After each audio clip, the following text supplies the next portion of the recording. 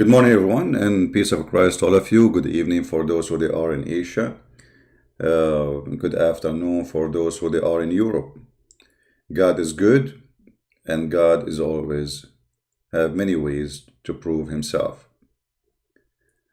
Today, our topic is very simple, and I'm not going to waste time. My Skype is open for Muslims because today I decided to make a challenge, which, as usual, who is a Muslim is willing to call us right now and prove to us that Allah is God in any way, in any mean?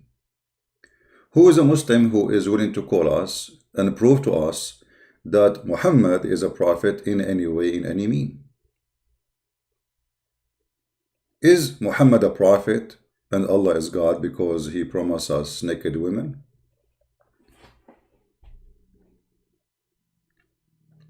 Is that what makes him God?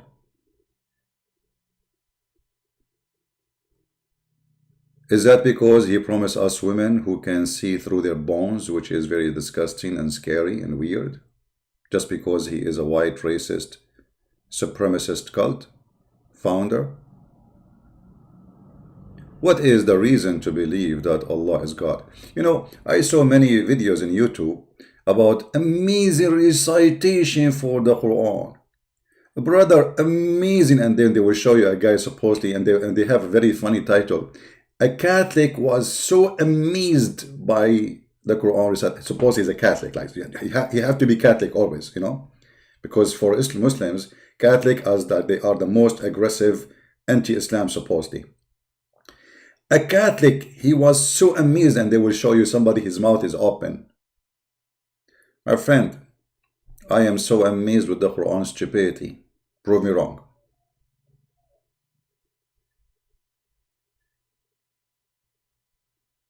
My Skype is open, and I want you to prove me wrong.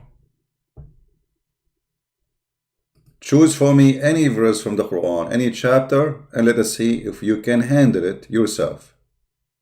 A choice you make, and you will see you cannot handle how stupid the Quran is. So they fool you, they bring a guy who have a nice voice. And anyone have a nice voice, whatever he's singing, even if he's singing about poo-poo, is going to sound nice, especially if you don't understand the language. If you don't understand the language, and you have a person singing with nice voice, what about we see someone have an ugly voice reciting the Quran, and then you will see how stupid it is. Because now you lost both. You don't understand, and the voice is ugly. So what is left? So they try to fool you by saying amazing recitation for the Quran. I mean, I can sing, but, you know, and you will like my voice too. Doesn't mean I am God. What does that mean? I mean, what is, huh? You want to convince us that the Quran is the word of God by singing it? Well, so who is the rap music guys who have the biggest sale for between mankind? Who are they, the singers who people they enjoy their songs? Like, is your Quran better than a Spanish singer? What's his name? Julio.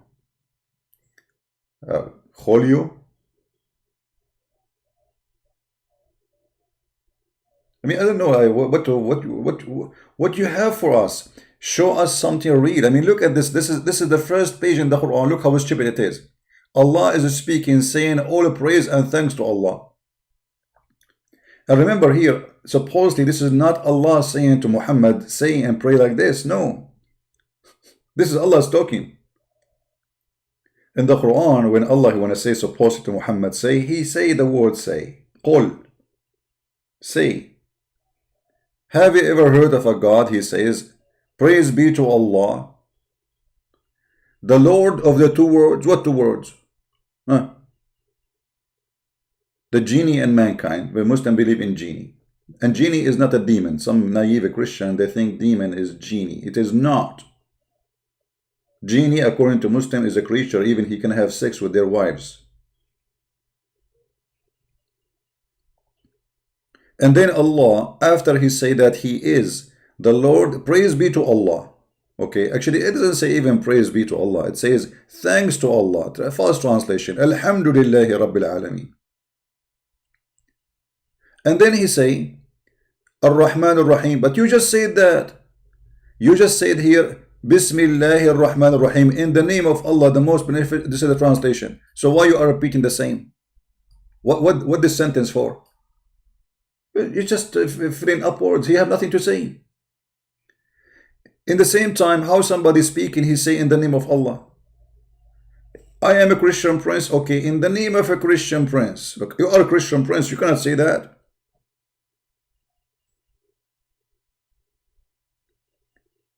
If the one is a Christian prince, he cannot say in the name of a Christian prince.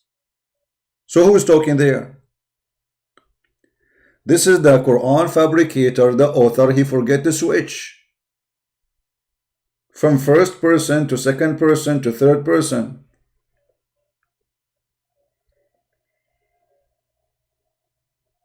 Now who's a Muslim would like to call us?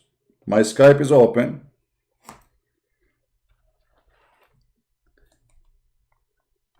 And I'm waiting for a Muslim who is convincing. You know, there is tons of things in the YouTube, Quran, miracle, mathematic, miracle, and all of it is a fraud. Not even a single one of it is true. You can choose whatever you want to prove us wrong.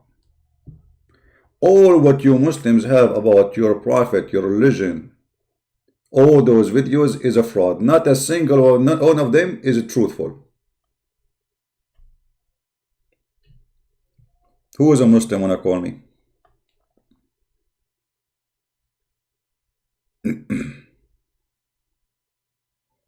Hey, how are you, Ultimate Truth? Ultimate Truth, you know, you see, I blocked you because I hang up on you because you are stupid. Last time you called me, you said that it's one elephant, right? And you said, I asked you, where is the elephant coming from? You said Yemen, right? I said to you, do they have elephant in Yemen? You said yes, in the zoo. So do you see, you are from the zoo. I mean, you are a kid, you are stupid, and you say the F word when you are debating to defend Allah.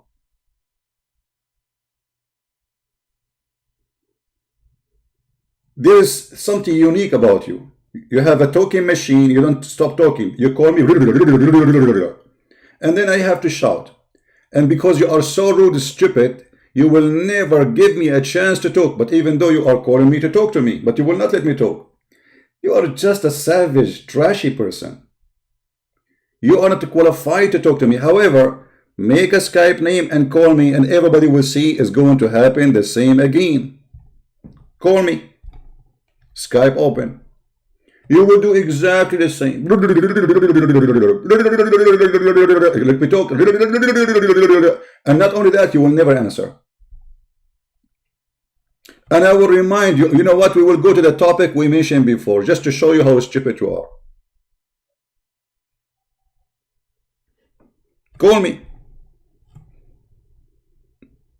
Everybody will die laughing at you. You never let anyone talk. And when you get you busted, you start laughing. Very savage. Is the word Injil Aramaic? You said yes. It's recorded. And you are the one who accepts the Quran of Khalifa, which is corrupt Quran, which means you are corrupt like him. Call so we can laugh. We need a, as long nobody is calling, I mean, we need a joker. Call me, Ultimate, call me. Just for fun.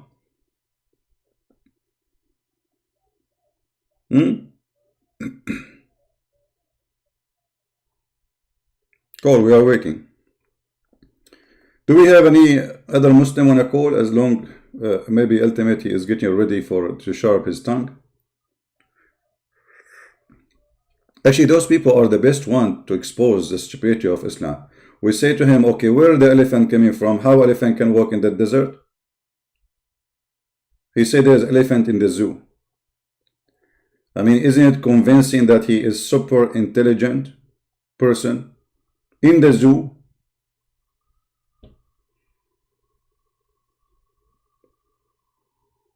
At that time, there was a zoo. Where the elephant coming from? How an elephant can pass the desert?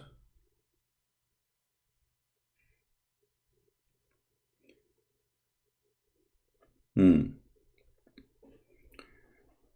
we have any Muhammadan?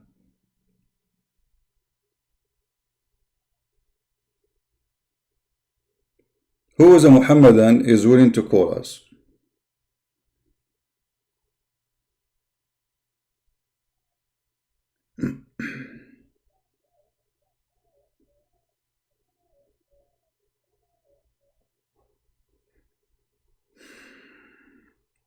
Anyone?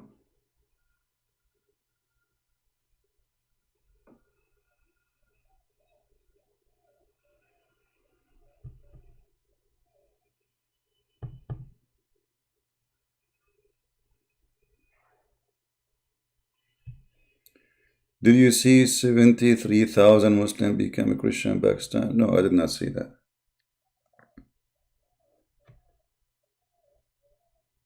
I have more bigger number here who leave Islam every day. Because you see our videos, they are spread around the earth and we do not know really how many people they are leaving Islam. Especially when they hear Muslim silliness refuting us. Allah, He sent birds carrying rocks to defend the Kaaba. Okay, so why Allah did not send the birds carrying rocks to defend the Kaaba when Al-Qurmuti destroyed the Kaaba? When Al-Hajjaj attacked the Kaaba, there is many leaders, they attacked the Kaaba and destroyed the Kaaba. No birds came. Al-Qurmuti, not only he destroyed the Kaaba, he was screaming, hey Allah, where is your birds? Which means it's a big challenge. He's making fun of Allah. Where is your birds? Allah, He defended the Kaaba when the Kaaba was surrounded by idols. Allah did not defend the Kaaba when there is nothing but Muslims there and more than 10,000 Muslims killed by Al-Qurmuti, who is an ex-Muslim obviously.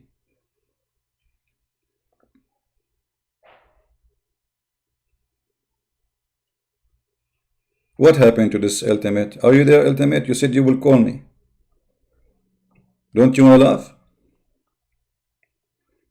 Come on, Ultimate. You see, as you see, we are out of customers, so you are the only, entertainment we have.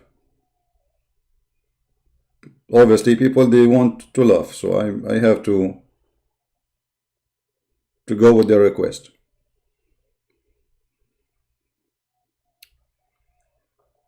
When we asked this guy last time he called me, how Allah He sent the book to Jesus, what is the language Jesus he speak? He said to me Aramaic. He said to me Aramaic. Okay. What is the name of the book which given to Jesus? Injil. We asked him, what is that? He said Aramaic. Injil is an Aramaic word. And it doesn't take you more than 2 seconds. This reminds me of Mimi Hijab when he was debating David Wood. He said to him, Elijah is mean God with us. This is the knowledge of the Muhammadan. But look what this guy he did by doing that. He destroyed Islam. He exposed it immediately. Because Muhammad, supposedly Allah said, that Allah will never send a messenger except with the language of his people.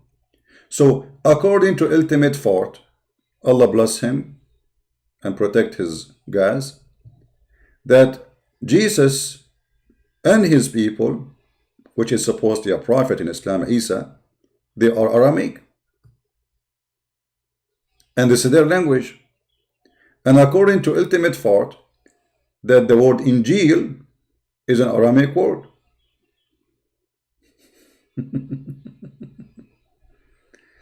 Do you take students? Lion, if you are a Muslim, you can call me. I don't care who is student, who is not. But this is not for me. I don't measure you, my friend. For us here, all of us, we are equal. Nobody is a teacher. Nobody is a student. If you are a Muslim, you can call me.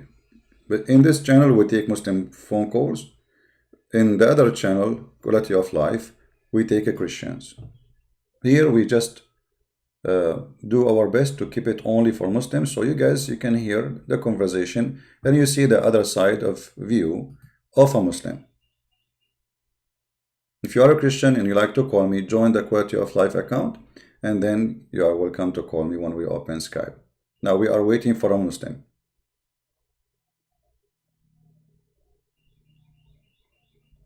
Who is a Muslim agree with this Nigerian funny guy by saying that Injil is an Aramaic word?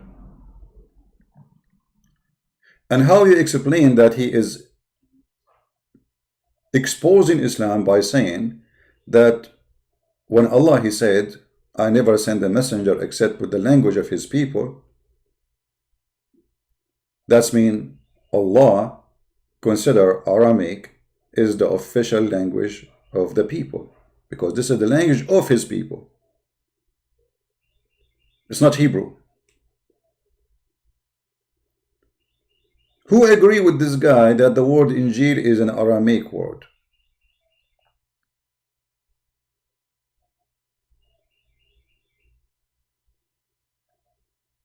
Any Muslim? Forget about this guy. He is silly, he is funny, he is dummy. How about this verse? How Muhammad can be a prophet for someone from India? As long you never send a messenger, unless he speak the language of the people, that's mean if Muhammad is a messenger for the Indian, he have to speak the 400 languages in India. India does not have one language, there's hundreds of languages.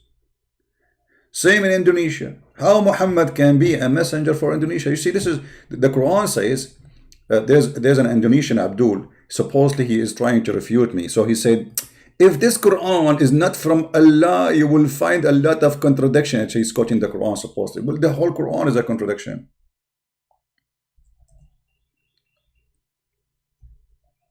Are you blind?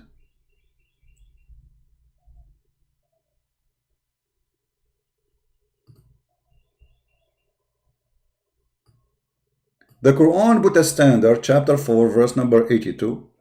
How come they cannot consider the Quran? When they cannot consider it, nobody can consider it seriously. It's a stupid book. So you see, here, by the way, this verse showing us the lies they give us by saying that at that time, the Arab, they were amazed with the Quran. The fact they were amused. They were dying laughing at it. And the proof in front of you. How come they cannot consider the Quran?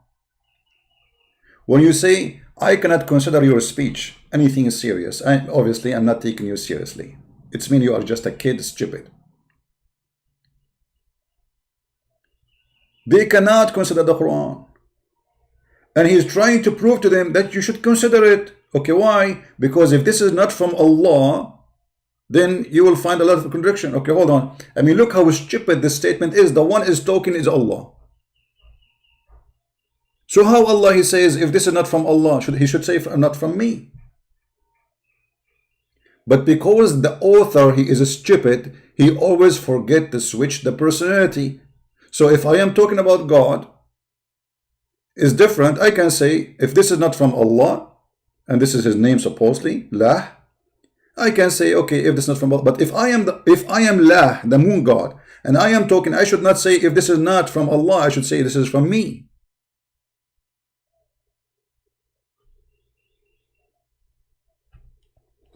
Do we have any caller? Until now, 0.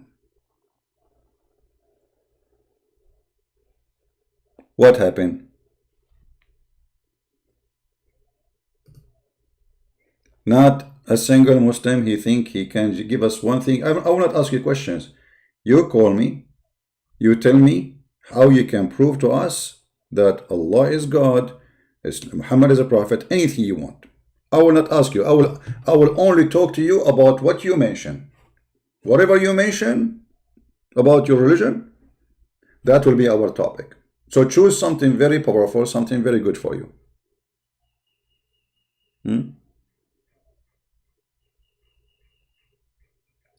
Okay, hold on what Devil Chaser he said. I don't know if Devil Chaser he is helping me or he's a Muslim. Maybe he's a Muslim. Mr. Devil Chaser, my friend, as long you are Devil Chaser, how come your prophet, the devil, is within him. Isn't it your prophet? He said that the devil, he command your prophet. And by the way, the verse you quote for us, it's amazing. Let me show it to people first so we can laugh. Guys, look at this verse. This is his choice. He cannot call me. He cannot refute me. But he gave me a verse from the Quran which is absolutely stupid. Chapter 4, verse number 63. Between two bracket, hypocrite, doesn't say that in the Quran. They are those whom Allah knows what is there in their heart. So turn aside from them. Between two bracket, don't punish them. Where do you get this from? But admonish them. Okay, why you don't call me to admonish me?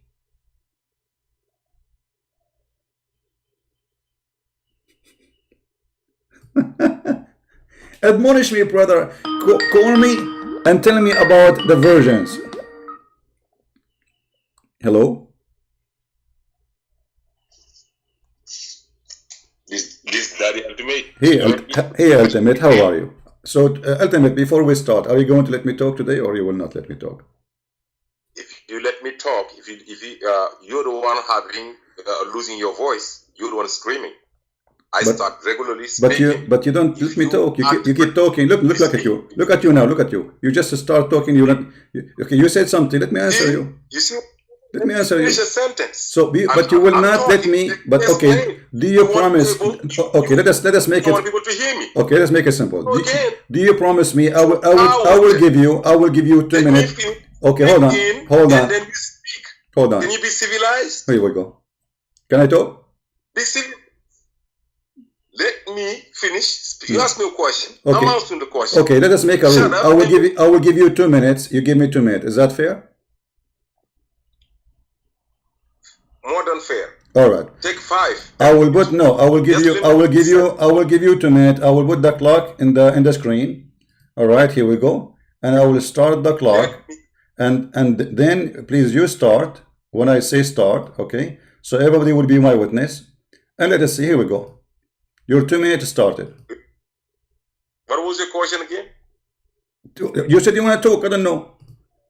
Go ahead. Okay. No, you asked me a question. I started elaborating, and then you cut me off. That's what you do. No problem. You want to talk about the topic about the elephant? Go ahead. You asked me. Okay, now that's my turn. Shut the hell up. Okay. Shut up. Don't say anything. Every debate, I start talking regularly. Now, I'm just showing you that I can be the player. I'm not losing my voice. You are losing your voice. Rob Christian is losing her voice, his voice. I'm not losing mine. Who's losing it? You are losing. So you're the one losing no matter what. You said the last time. You said if an elephant can go in the desert, that's the dumbest question of all that anybody can ask. As of today, you go to any country, you find elephants. Back then, they used elephant to transport the heavy equipment. So they can to take it to the desert. What are you saying? You said people carry water. So are you saying that the elephants are digging? The camels that live in there are digging their own wells to drink? People dig the wells for the camels to drink.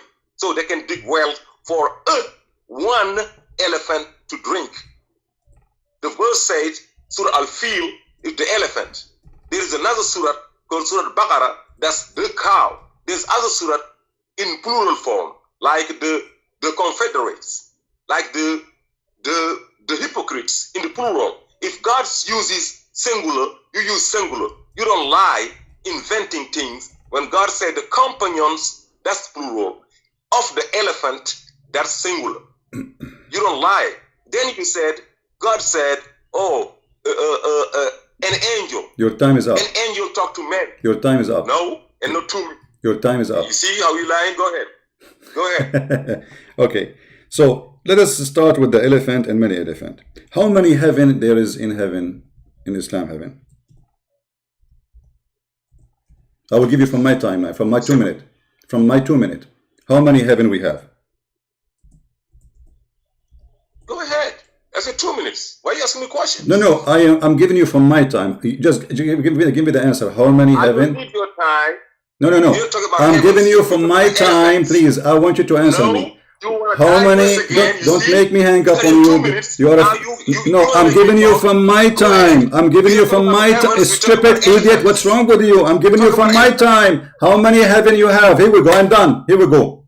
Stay on topic. I'm done. This is my topic. This is my topic. We are talking about the elephant. How many heaven you have? I am not talking about heavens. I'm talking about elephants. I am proving my point. I am proving my point. I'm asking you how many heaven we have. What's wrong with you? I am done. I'm asking you now. This is my time now. How many heaven we have? No, your mic. No. Your That's mic. your time. If you want to shut up, shut up for 2 minutes. You idiot. In the Quran it says in chapter 2 verse number 82, Ashabul Jannah. Shut up.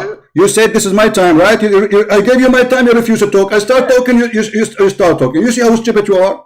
Ashabul Jannah. How many heaven we have? It says Ashabul Jannah. Which the same sentence in the elephant. Ashabul Fil. How many heaven you have?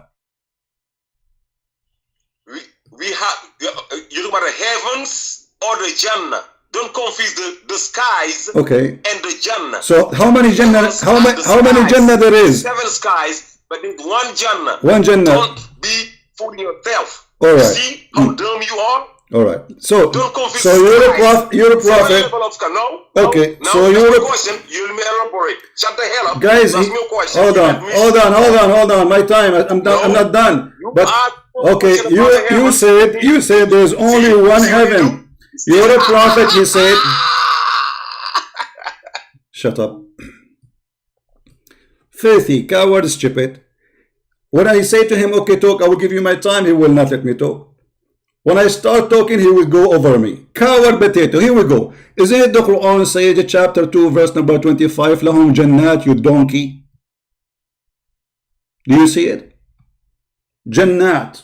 You said there's only one Jannah. You are a coward. You're a prophet. In the hadith, he said clearly that there is many Jannah. Let us see.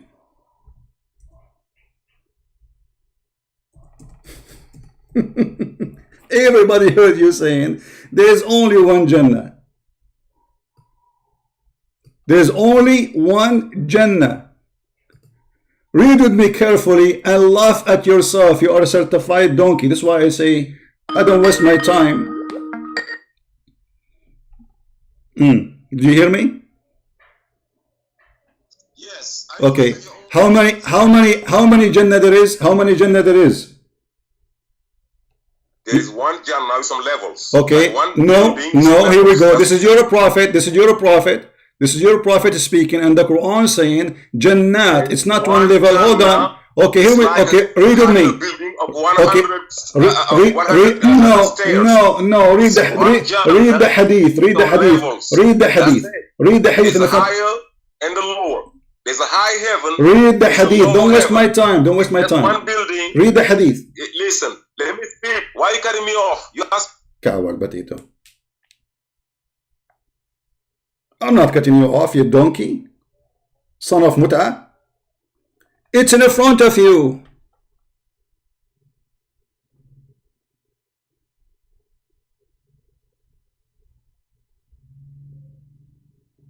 What your prophet saying? There's one from gold and the other is from silver, and the other.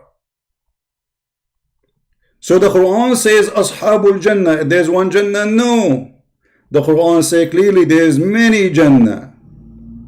And your stupid Quran, your stupid prophet claiming that there is one made of gold and the other one made of silver. I mean, who is the donkey you want to believe in such a garbage? And how ugly it is to live in a place everything is gold and everything, or other one, everything is silver. You will live inside a metal tank. This is why I don't talk to you, because you are so low, so stupid.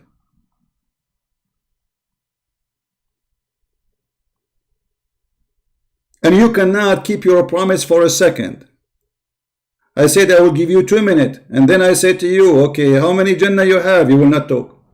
Okay, I said, okay, no, no, you continue. Okay, I start continue. You start talking over me. Certified donkey. And you know, brother, people carry water with them. It doesn't matter if you carry water or not. The elephant have to cool his body. He don't sweat. Even if you give him water, you have to provide water for him, like a swimming pool where he can jump and spray water on him. So he needs a lot of water, not only for drinking.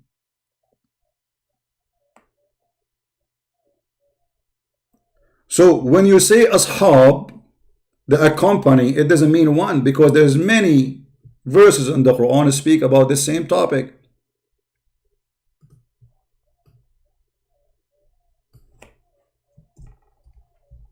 Big mouth, but you have nothing to say. You think by being rude you are going to accomplish something? You are losing your voice, yeah, because you make me scream. You don't let me talk. I gave you 2 minutes. You will not give me my 2 minutes. When I decide to give you my 2 minutes, you said no, I don't want it. I start talking, you talk over me. Savage, trash. You see, African people are wonderful people, but you are from the garbage. You cannot control your mouth. I gave you 2 minutes in full. I did not cut you off. I keep my promise. أصحاب النار أصحاب الجنة أصحاب الجحيم. Your prophet is copying words from others. False prophet. Do you see? This is all is ashab. Ashab, the accompany. So you said it says one elephant, so it must be one elephant. However, if it's one elephant or an army of elephant, will not change anything. But I'm just showing you how stupid he is. When I asked him how many heaven there is, he said only the one heaven and there's ranks. That's false. And he said that the word, there's 7 skies and this is not the heaven. You idiot. A Jannah, the Jannah of the Muslims. The word Jannah means simply is coming from the unseen, like same as genie, you know. So it is it is a garden, but it is a hiding garden. In the same time, you're a prophet. You said that the 7 skies are not the heaven of Allah. If we go in the hadith, you will see your prophet, he got you busted because you are a stupid fool again. Not only here he described, which is very funny, that there is a heaven from heaven, a heaven from gold, heaven from silver.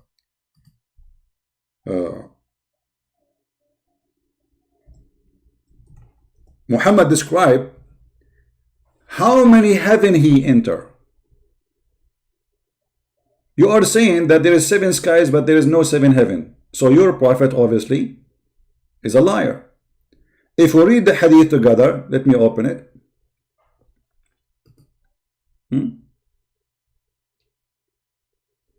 Where he is going now? This is a sky, but this is the heaven.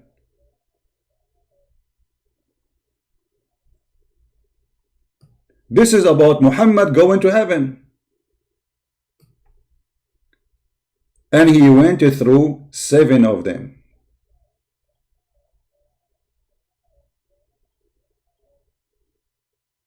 Was Muhammad lying? Read carefully. Then he ascended with him to the heaven of the world and knocked at one of its door. Which heaven this one? The first heaven. Then he continued. He go to the second heaven and they ask him the same question.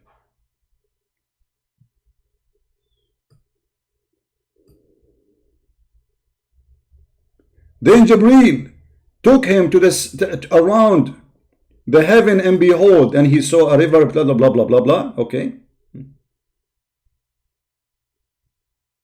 And then he took him to the second heaven. Do you see it, ultimate fart? Don't call me. Don't ever call me. You are just a donkey. I wish you have a little intelligence. So not only you are savage, rude, you have a big mouth. You are stupid. You don't know your religion. And you just explain to us that your prophet is a liar because you just say there is only one heaven and there is 100 rank. Well, I know exactly, this is one of the stupidity of Islam. Muslims, they believe that people are not equal in heaven. And there's 100 rank in each heaven, you donkey. It's not only one heaven. You have 7 heavens. So every heaven is 100 floor. And if your prophet is stupid and you are smart, that's a disaster. Here we go. The hadith in front of us, everybody can read. I do not need really to prove my point. The point is proven. It's in the front of everybody. Everybody can see it. Second heaven, third heaven, as you see. See it? Does it say second heaven? Does it say third heaven? Does it say fourth heaven? Does it say fifth heaven? You are a certified stupid. And you lose your voice. Supposedly I'm losing, guys. I lose my voice. I'm losing. I'm losing my voice because I have to be able to stop a donkey from shouting so I can talk. The Quran describes people like you saying that they are the same as the one who carry books in the top of their backs but they cannot read. And this is exactly the description of Muhammad. He carry books in his back but he cannot read it. Alright, any Muslim want to call me, feel free.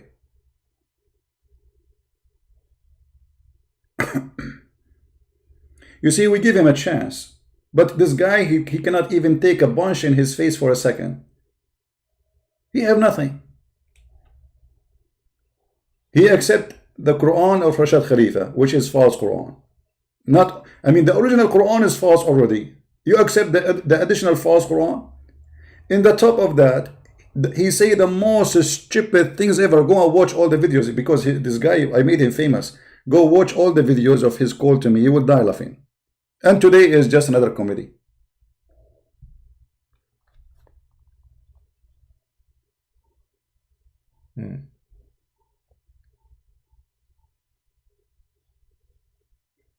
What is it about elephant? He said they carry water with them, right? But elephant, they need water not only to drink, they need water to cool themselves. They cannot walk in the desert. He said that elephant, they are used to transfer goods, right? Have you ever heard of elephant transferring goods in the desert? It's a desert. Do you know what desert mean? In Saudi Arabia, there is no rivers. It's a desert. Elephants, they cannot survive the heat unless there is water. A lot of water. Not only elephant, all those animals who they live in Africa. And this guy, the funny, he's an African. But yet he do not know. In order to survive the heat, they have to stay during the daytime, either under the shade or inside the water. They go inside the water. For they don't have a heating, sweating system. You sweat, you're human, you sweat. And the sweat will protect you from overheating. You don't give the elephant a bottle of water, say, are you okay now? No, he's not okay, he will die. If you see the elephant in the zoos, they have to provide them trees and shade and water. And the elephant, he will suck the water by his mouth, or we call it, whatever he call it, his nose. And then he spray it at himself. You never saw the elephant doing that? Why he do that? He's not taking a shower. He is cooling himself. So when the Quran says that Allah, he sent an army of birds against an army of elephants, that is the most stupid statement.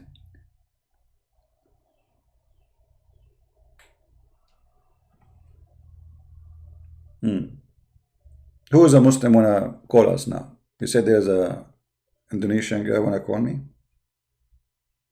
I got nothing.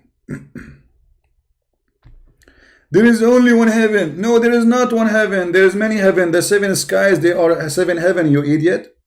And your prophet saying that. He said there's 100 rank, 1 heaven. No, each heaven is 100 rank. And your prophet saying clearly here, for the fourth heaven, the fifth heaven, the sixth heaven. What is there?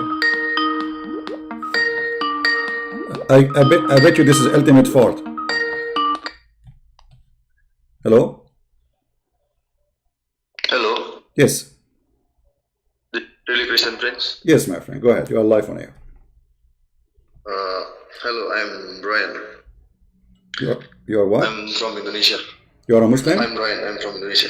Okay. I'm a Muslim. All right. What do you want to say to us, my friend? Go ahead. Can you show me about the hadith about Muhammad told the Muslim to don't greet Jews and Christians? All right. What do you want to tell me about until I open it for you on the screen? What do you want to say? Go ahead. Because I found in the Bible the same thing in 2 John. Wait, I search for you.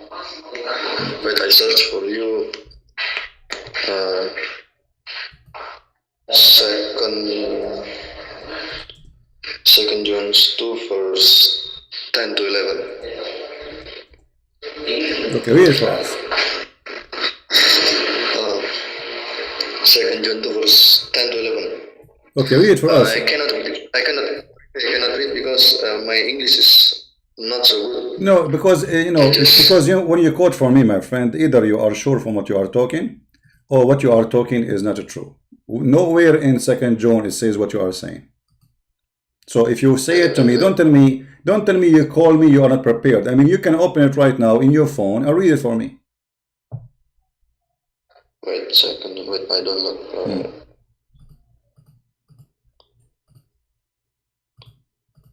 2 John. Wait.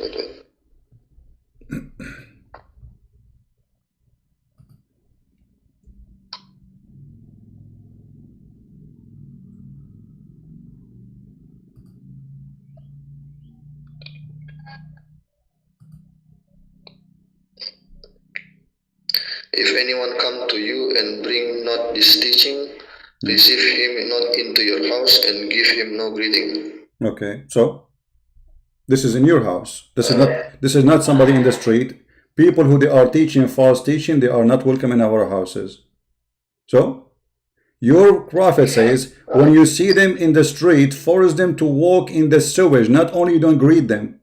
So for us as a Christian, we greet everybody. But if somebody come in with bad teaching to our house, like Jehovah's Witnesses or Muhammad, we will not let him get in. This is our house. We are free. You are free to let me get in or not. What's wrong with that?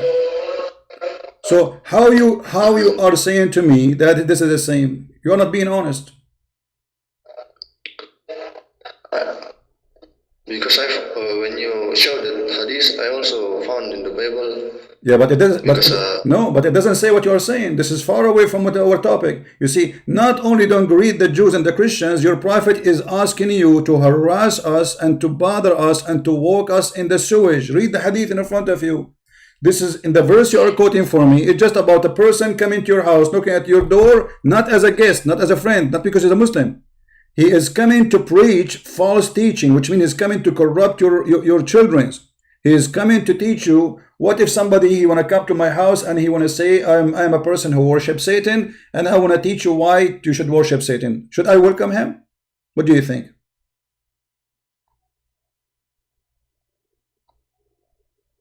Yeah, I think you're right in this part. Okay. So, but you're a prophet, as long as you are the one who mentioned it. What do you think about your prophet saying you have to force them to walk in the sewage?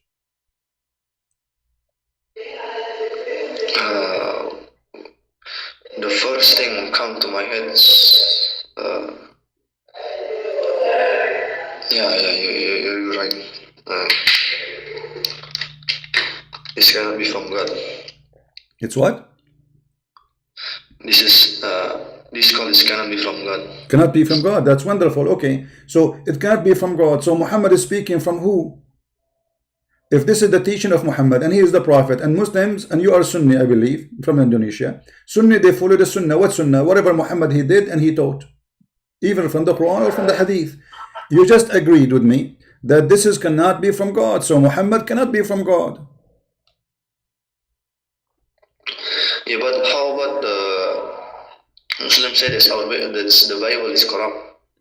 That's wonderful. The Muslim guys, the Muslim says to him, he's a Muslim. The Muslim, they say to him, the Bible is corrupt. This is additional proof that Islam is false. Because isn't it Allah who sent the Injil to Jesus, my friend? Is that true? Yeah. Okay. No. I ever talked to Ustaz Abdul Samad. Okay.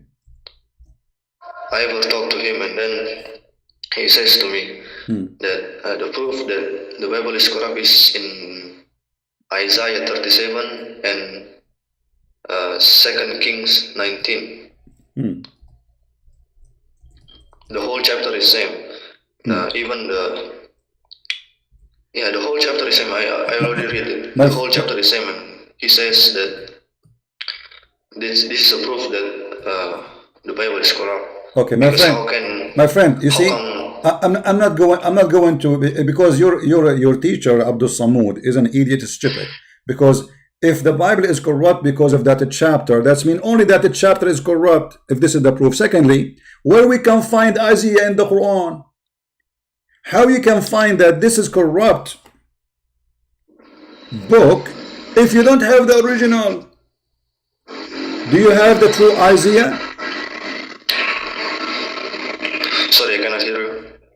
I'm saying, do you, as a Muslim, this Abdul Samud, do he have the true Isaiah book? I guess not. Okay, so how he knew that this is corrupt? Because in order for me to know what is corrupt, what is not, I have to compare between two books. Supposedly one is the original and one is the false.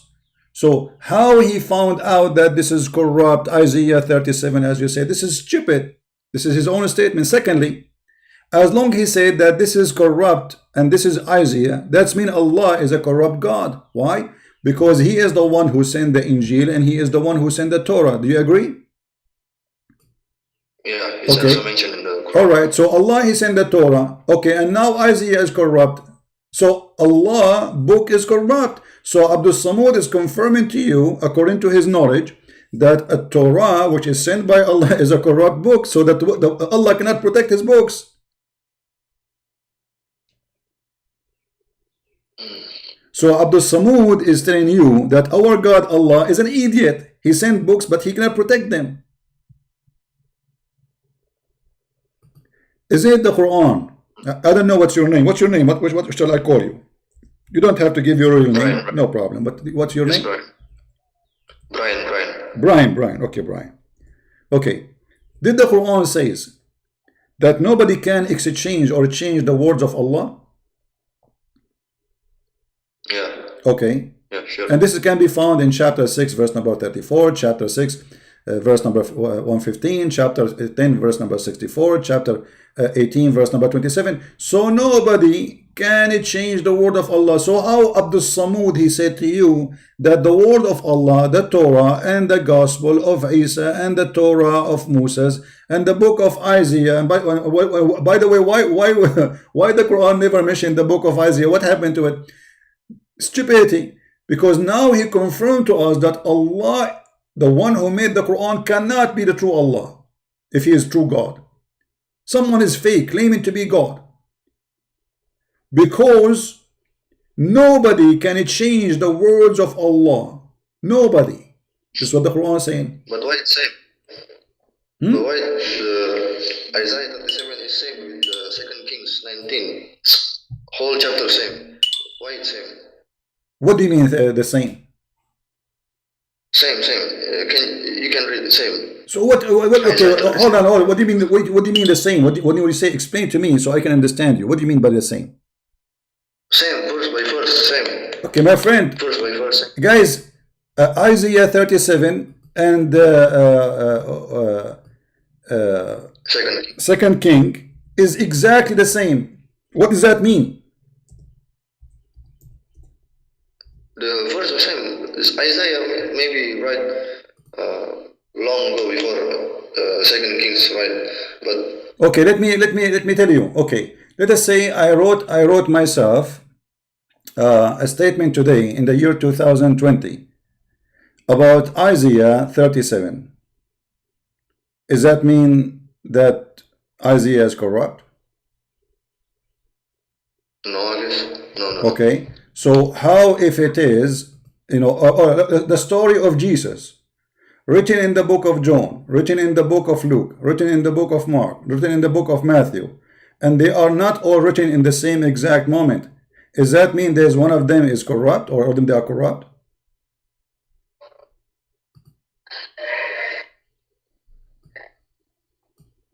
I got your point. I got your point. So your teacher, he is just fooling around with you and he's lying to you. Same time, this is against Islam, not against me, because you Muslim believe in the Torah and you believe in the Injil. Let me ask you, if are you willing to swear in the Bible now? You say the Bible is corrupt. You are as a Muslim. Are you willing to take an oath in the Bible if it's corrupt? No. Why you will not? Because corrupt? Okay. So how your prophet, he swear on it.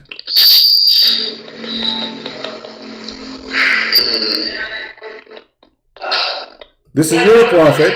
I don't know, man. This is your prophet. Read with me. I don't know if you can see the screen. It says, a group of the Jews came to invite the messenger of Allah, to come to their place. And they have a discussion about a woman committed adultery. So they asked him about this case. He said, Muhammad said, they placed a question for the messenger of Allah, and he sat on it and he said, bring the Torah. Who said for that? Muhammad. He said, bring the Torah. Okay. Is he asking for the corrupt Torah? No way. Bring the Torah. And it was then brought. Then he would draw the cushion from beneath of him, and he placed the Torah on it, saying, I believe in thee and the one him who revealed thee. Okay, so this idiot Abdul Samud who don't dare to call me and speak to me, I will call him if he give me his Skype. I will be happy to call him, and you will see how stupid he is. How Muhammad, I'm going with Abdul Samud. He said to you, Torah is corrupt. And the proof is there, according to him. Do Abdul Samud have more knowledge of your Prophet Muhammad? No. Okay, Absolutely. so how Muhammad is taking oath in the corrupt Torah, saying, I believe in thee?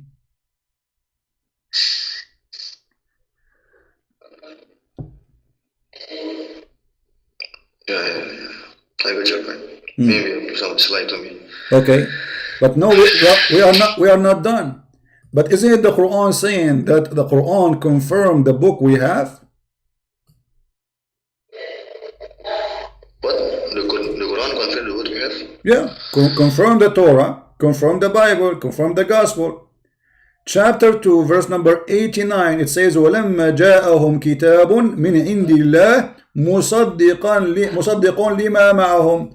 And when they receive a book from Allah, confirming what they possessed in their hand. Do you read it? Yeah. Chapter 2, verse number 89. Confirming what? Confirming what is with them. What is with us? The Torah and the Injil. Okay. How the Quran says that the Quran confirm our book. Do you confirm what we have? Not only the book, he confirmed what is with them. So the Quran confirmed that the book with us is true. So this Abdul Samud is just having a diarrhea, and he turned the fan and he started doing poo-poo, and the fan is splitting all the poo-poo all over the walls.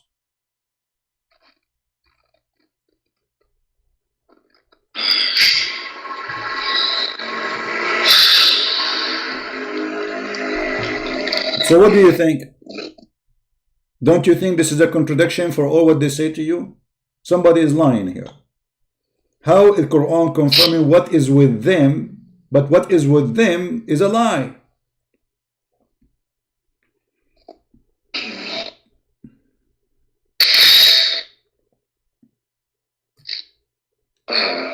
Ustaz Abdul Samad also told me that if you wanna understand Islam, you should understand Arabic.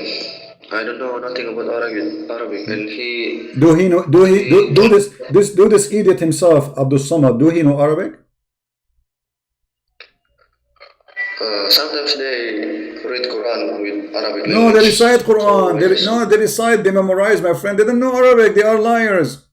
This is why they are afraid to debate me, because debating me will expose their lies. So they say to you, you need, okay, hold on. You just said something very important. You said in order to understand the Quran, you have to know Arabic, correct? yeah, Okay. Which means Allah, he made a mistake. Because in the Quran, Allah said, he will never send a messenger unless he speak in your tongue and speak your language. Why? The Quran say why? Read carefully with me. And we send not a messenger except with the language of his people in order that he might make the message for them clear. Do you see it? yeah. That makes sense. That's wonderful, guys. So Abdul Samud said to you, in order to understand the Quran or Islam, you have to know Arabic. That's wonderful. I agree. And the Quran confirmed that in order to understand a message of God, you have to be, the message itself, not you changing to learning language. The message itself have to be in your language. Now, is the Arabic is your language, my friend? No. Okay, but the verse in the front of you saying what? The verse saying we never sent a messenger, never, except by someone, through someone who is from the people, which means the prophet have to be Indonesian, and he speak the tongue of the people, which means he speak your tongue. Muhammad, do he speak in Indonesian? Is he Indonesian? No. So the Quran proven to us again Muhammad is a false prophet. Because Allah cannot send Muhammad to Indonesia, and the Quran saying it clearly why. So in order to make the message clear for them. So for you, if you are a person who listen to logic, this is a very logical verse, by the way. Maybe this is the only verse in the Quran is logical. God, he speak. God, he send messengers.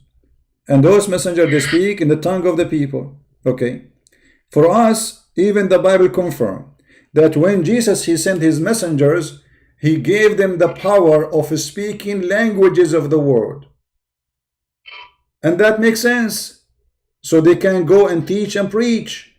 They can speak languages. And by the way, this story exists in your books too, in Islamic books, that the Hawariyyin, when they came to Jesus, Jesus told them, go and teach. They said to him, but we are told, we are going to go to nations, we don't speak the same language as they do. They wake up in the morning, every one of them speak different language. So the Quran confirmed that Muhammad cannot be a messenger for you. So why you are a Muslim, my friend? Okay, if you're correct, if Islam is false, why now Islam is the majority? Islam is what? The majority now. What majority? We are the majority. We are more than 3 billion, the Christians. We are the majority. We are number one belief in the world. And secondly, what this have to do with who is right? We are number one. We are number one belief in the world. Nobody, there's no other human believe more than the Christian in number.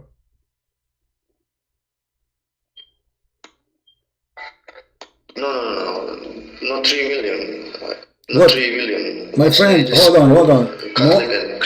More than 90%, more than 90% of Africa is a Christian. Almost 100% of South America is a Christian. Almost maybe 90% of America is a Christian. I mean, what are you talking about? This is very simple number. The Muslims, same time, the Muslims are not the true numbers. As an example, when they count the Indonesian as a religion, they count all Indonesian as Muslims. But in Indonesia, there's about 15% are Christians, correct? 30%, I think, of Christian. How many? 20% maybe How many? Buddhist, or maybe 30%. 30%? Okay, I don't know. I'm not sure about Indonesia. However, when they calculate the numbers of Muslims, they calculate everybody. But this is my friend. I want you to be smart. Let us say I am the only one person who believe in the true God. Is that will make me wrong? Let us say there's nobody left in this earth believe in him. That will not make me wrong. Atheists are big in number too. Does that make them right? This is very funny. Muslims, they have many wives. They keep getting divorced, getting married, so their population is growing. But that will not make Islam is right. Here we go. Islam is false in front of us. You just agreed. So if we have 100 fool believe in a full story, does that make the 100 fool smart and wise?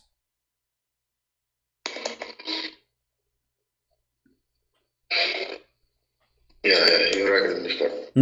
So what do you think? Why you don't leave Islam, my friend? I mean, isn't it enough? This verse alone in front of you is a proof that Muhammad is a fraud.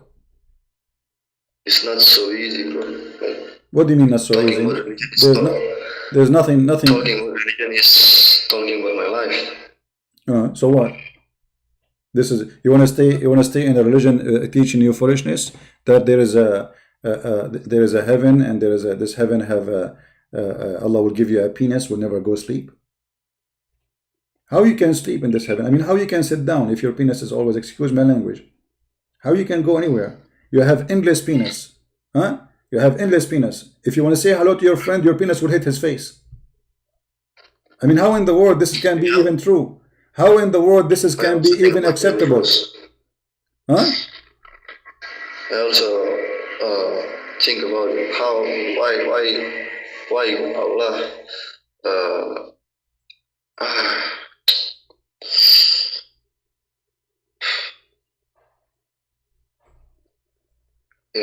I'm listening. Tell me what. The heaven of Islam is different. Yeah, it's all about sex. Brian, Muhammad, whatever you name, my friend, listen carefully. So Allah will give you endless penis, and now you are going to see with my respect your family. I'm not insulting. I'm just giving you an idea how to think about it. Let us say your grandfather, your grandmother, your mother, with my respect to her, she is in heaven with you, and now you have your endless penis. How you can face them? Can you? Your penis will slam the face of everyone in front of you. I mean, what kind of what is that? I mean, why a human being he need an endless penis? What you would do with it? If your wife is next to you in the bed, your penis will be in Mars, in galaxy. So how you want to have sex with her? He will make a U-turn? And what is the benefit of endless penis? That is endless stupidity.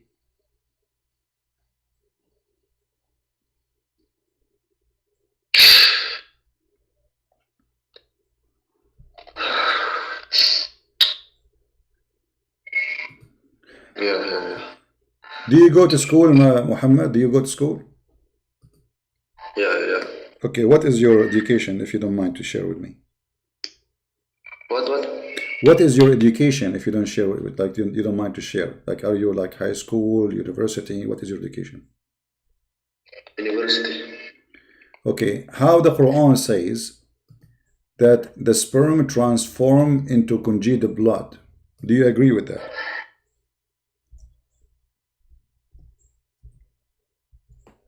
No, congealed blood, no. Okay. Absolutely. So how Allah can be God? What kind of God? He says, we made the nutfa into a thick congealed blood, the dead blood. Quran never mentioned that thing. No, mention it. Chapter 23, verse number 14. Wait, I open it. What? Chapter 1? Chapter 23, verse number 14.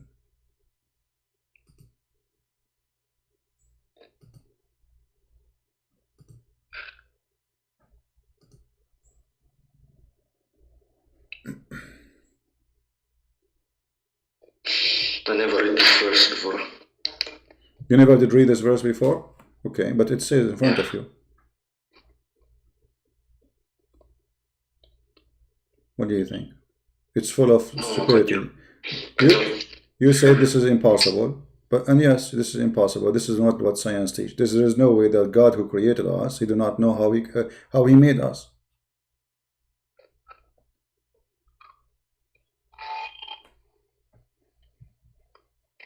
We are talking about the one who created us. He do not know how he made us. How that can be?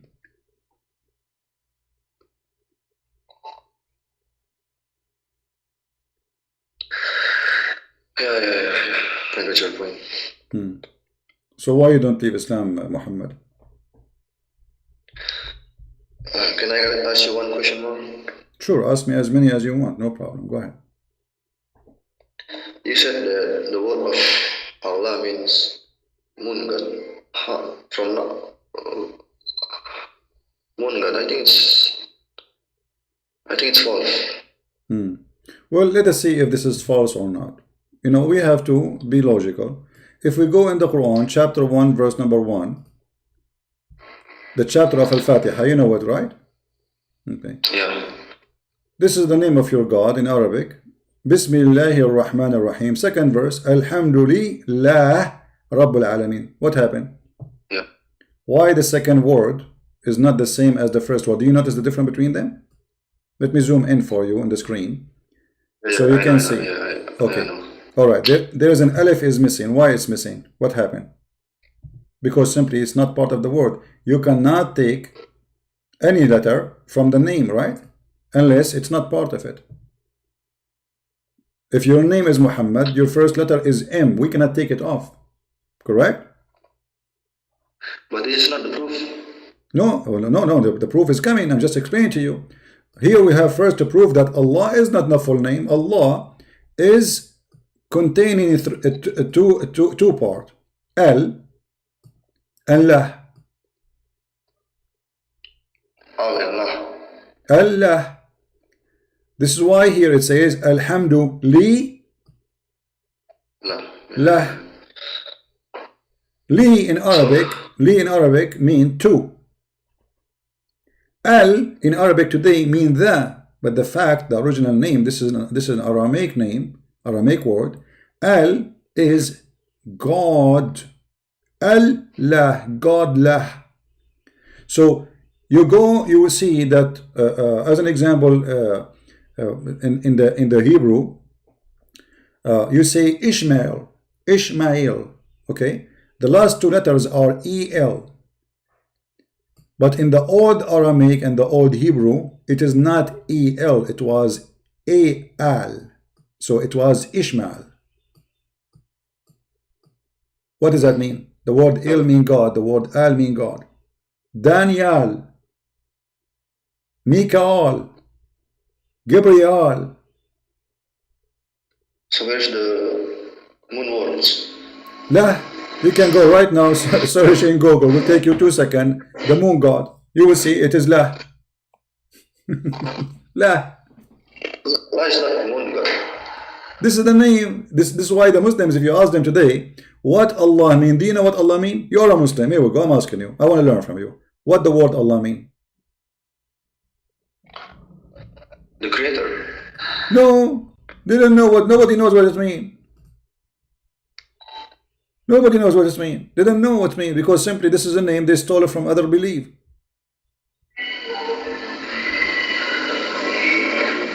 So what Allah words mean?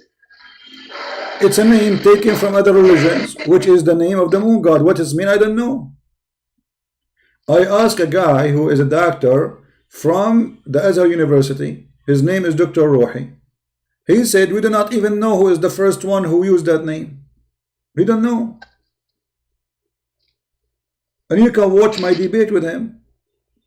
He do not know who is the first one who used that name. So this is not a name. This is not the name of God. This is a name you copy, and it was spread in the Middle East and in Europe. That La is the moon god. You know, there was the sun god and the moon god. They are in competition. This is why Muhammad, he hate the sun god.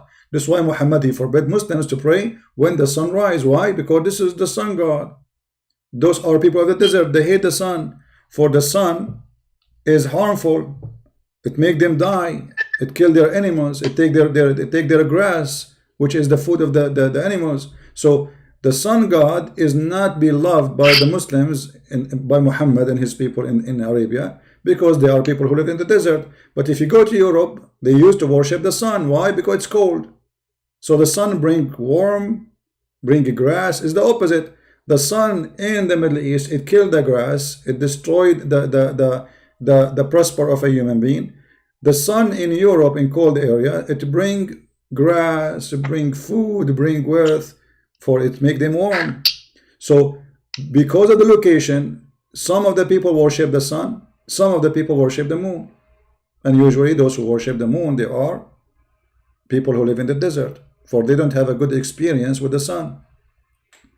Your prophet said that don't pray when after the sun rise, for this is like the morning prayer, for the sun rise from between the horn of the devil. Do you believe in that? That the sun rise from between the two horns of the devil? No. Okay. Well, so why Muhammad is saying that?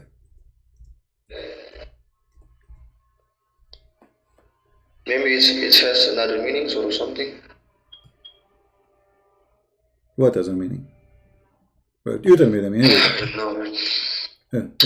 He says, don't pray, and not only that, he says even the head of kufr, the head of Satan, come from between the two horns of the sun.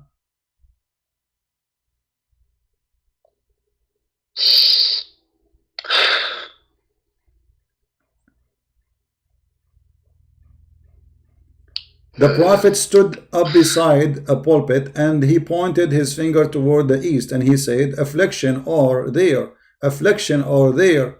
From there the side of the head of Satan come out, from the side of the sun. Do you see it? I see it. Why Muhammad is anti-sun? What is the problem? I thought God, he created the sun for us. Why he is anti-sun? What the problem with the sun? Why the sun became suddenly a problem for Muhammad? Because simply his people, they are people who worship moon. You know, somebody might say to me, there's a verse in the Quran saying, don't pray for the sun, don't pray for the moon. But the moon God is not the moon. The moon God is the one who is in charge of the moon, and the sun God is the one who is in charge of the sun.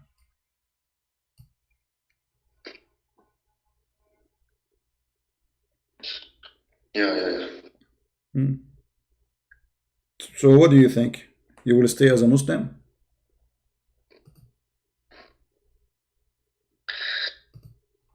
I read Bibles so many times, but I cannot understand that Allah is God, Jesus is God, Holy Spirit is God. How can Okay, I will use your logic. How God can be God anyway? Because no. How can you say that one? But this is three. Allah is God, Jesus is God, Holy Spirit is God. okay, let me ask you: are you one or two or three? Me? Yeah. Yeah, one. No, you are not. According to your religion, you are a body and a spirit, and you are united. This is why it's called resurrection. Don't you believe in resurrection? Yeah, I believe in Okay. resurrection. What resurrection mean? Explain to me the word resurrection. No, just explain about this. Why you said it's three, but it's okay. Resurrection is reuniting the body with the soul, correct? Yeah. Okay, so it's not one, it's two. And God, He's Almighty. Is He Almighty or He is not Almighty? He's Almighty. Okay, is God, is He a miracle? He Himself? Yeah, he's a miracle, I think. Okay, so this is the miracle. Explain to me a miracle. You cannot explain it, correct? Which means you cannot really, you cannot comprehend God. You cannot say to God how you can do that because it's a miracle. So when you say how God can be three and one in the same time, as if you are saying to God, how God you can be God. He's the Almighty. He's the one who can do what nobody can do. So either we question everything you do or we question nothing. So we can say now, based on your question, how you can make it from the dust a human being? It's impossible. How you can make a soul inside the mud? That's impossible. And then you make them as one creature, because this is two. Soul is something, is not physical, and mud is something physical. But what if I ask someone, my friends, for example, my friend's Christian. He's a Christian, and then I asked him, "Who is your God?" He said Jesus. Why why he doesn't say Allah or Holy Spirit? I think it's my God. Why just Jesus? Because Jesus, the Bible teaches us that Jesus is the visible image of the invisible God, which means it's Jesus, for God is one anyway. So Jesus said, whoever saw me, he saw the Father. They said to him, why you don't show us the Father? And that's it. Show us the Father. He said, whoever saw me, he saw the Father. So by seeing Jesus, you saw God. God, because He is a glory, so God, He humbled Himself. He came to us in an image of a man, for we can see Him. Otherwise, nobody can really see God and live. For His glory. So when God, He wanted Himself to appear to us, He humbled Himself. So when God, He spoke to Moses in the tree, the Quran speak that if the mountain saw God, the mountain will disappear, will be destroyed. Mountain, look how solid he is. This is not a human being. So your Quran saying that nobody can see God and live, and this is something Muhammad he copied from the Bible. But the truth, no, you can see God and live if God he humbled himself, which means he made you able to survive seeing him, but not with his full glory. It's like getting close from the sun. We cannot compare the sun to our God. We are not pagan. But just to give you an example, if you look at the sun right now in the daytime, you will go blind for some time, correct? Yeah. Okay, but this is just a sun. So imagine God. So in order for God to be seen by us, God, He Almighty, He can do that. So He humbled Himself. He came in the image of a man, and that is the Messiah. So if you ask me, who's your God? I say Jesus. If you ask me second time, third time, I would say the Father. The Holy Spirit, it's the same. It's one person, one God. Three person, one God. So the three person, they are how God present Himself as one. God is with us by His Holy Spirit, which means now He is not visible for us, but He is with us. How? As a spirit. God with us when He came to us as a man, that was Jesus. God is up in heaven, that is our Father. It's like when the sun come down to earth. The sun have light, heat, and the sun as a star, correct? Yeah, the sun is a star. Okay. When the sun as a star, it's a physical star. When the sun is a light, it's different nature, right? It's different nature. Oh yeah. I got your point. And then when the light come to us, we feel the heat, correct? So the sun, the sun is a star. So let's say the Father is like the sun. The star is there in heaven. Yeah. Remember, I'm not saying my God is a star. That's not what I'm saying, because some foolish they would say he's saying that. I'm just making it easy for you to understand. So the star is in the sky, but yet the light of the star coming to this earth. And when the light arrives to us, we feel the heat. The heat, we feel it. We don't see it. We feel it. This is exactly how the Holy Spirit is. So God is there. His light came to us, that's Jesus and His words, for Jesus is the Word of God. And then when we receive His words, we feel the Spirit in us, and that is the same as the heat of the sun. We feel warm, and we feel that we are living creatures with God. Yeah, I got your point. All right. So what do you think, my friend? Are you going to stay as a Muslim?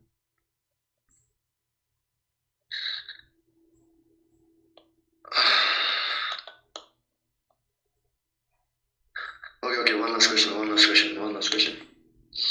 You said Allah is one. So why the word Allah is also in the Bible? The word Allah is also in the Bible. That's a good question. This is a translation, my friend. This is a false translation. This is not true translation. Because to find the word Allah in the Bible, we have to find it in the original Bible. We cannot find that. So this is a translation. The same as in English now, or in your language, they translate the word Isa, they say Jesus. But there's no Jesus in the Quran. I cannot tell you. I'm saying this is a translation. The word Allah in the Arabic Bible, that is a translation. This is a false translation. The translator, for those Christians, they live under the Islamic occupation for hundreds of years. So they start using the word Allah, but Allah is not our God. And I am an Arabic Christian, I'm saying that to you. However, If you go in the Quran right now and you read the translation about Isa, the Muslim, they translate Isa into Jesus. But there's no Jesus in the Quran. Correct? There's Isa. Yeah. Okay, but in English they make it Jesus. So this is a false translation. False translation in the Quran, false translation in the Arabic Bible. So if we can't find it in a false translation, that will not make it true. It's still a fraud.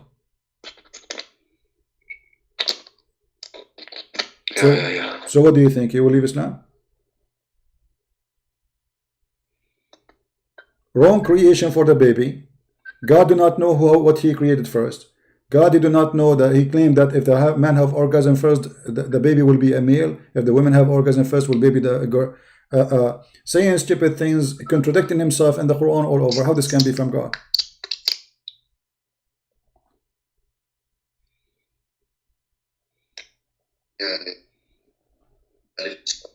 You leave Islam?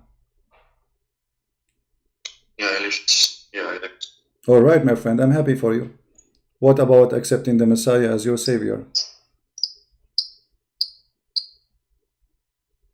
Yeah, accept it. Hmm?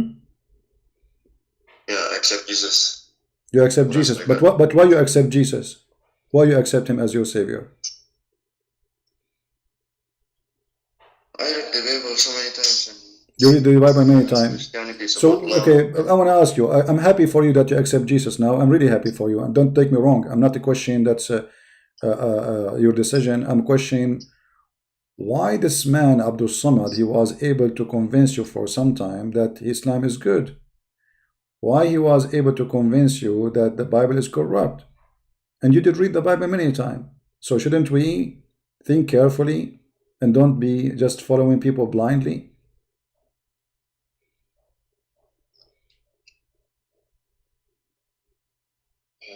You agree with me? I agree with it. Yeah, because people, they say whatever, and don't believe what I'm saying. Check it out. Anything I say to you, I show it in the screen. Please go check it out. And I always show people what I say. So we should not follow people blindly. Not because a Christian prince believes in Jesus, that means Jesus is true God. No, not necessarily. Maybe I'm wrong. So I want you to be smart. I want to be sure that you accepted Jesus and you understand really that Jesus is your Savior. So do you understand that, my friend? Yes, understand it. All right. So for me, I'm really happy for you that you are an Indonesian man who left Islam. And what about your family? Are they still Muslims? All of them? Slowly I will talk about them. I will talk with them. Do you like me to talk to them? If you want, I can help you. If you want, even if you don't like it to be in public speech, you can contact me. If you have I don't know if you are married or you have your parents or etc. Whoever of them they want to talk to me. If we don't to be in public, we can speak in private, and I will be happy to help them. Yeah. Okay. All right, my friend. I'm so happy for you. May the Lord bless you. And I will ask all the Christians to pray for our brother here who decided to leave Islam and accepted Jesus the Messiah. Hallelujah for that. May the Lord bless us and bless you and bless your family. And my friend, you have to love your family. Even if they are Muslims, still you have even to love them more because they need your help. The Messiah, he said, I came for the sick. So if somebody is sick, we help him. We don't reject him. Correct? Doctor, he come to who? He come not to the one who is healthy. He don't need you if he's healthy. He come to the sick. So your family, they are people you love them. So I want you not to neglect them and to help them and to be loving to them and to be loving to the Muslims. And that will make you a true Christian. Never hate the Muslims. Don't practice what you used to do as a Muslim by following a speech of hate. You as a Christian, you should always love the Muslims. Pray for them. Pray for their safety. Like now there's Corona. We pray for the Muslim safety. The same as we pray to the Hindu. The same we pray to the atheist. The same I pray for those who hate me. We pray for all of them that they will not be hurt by this Corona.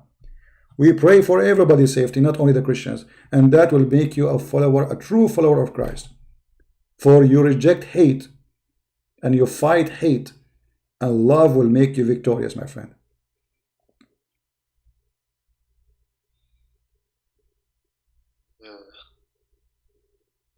Your voice became so soft, hardly I can hear you, but I can understand. You are getting emotional.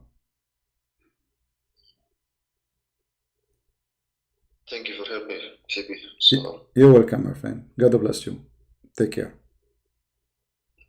thank you, thank you. Do you want to say anything to the Indonesian before you go? I wanna say that I believe that Christian and Islam is brother, so I just want peace. But in Indonesia, there is so many conflict about religion. So You can speak in Indonesian if you want. I will give you, if you like a minute or two to speak Indonesian, feel free.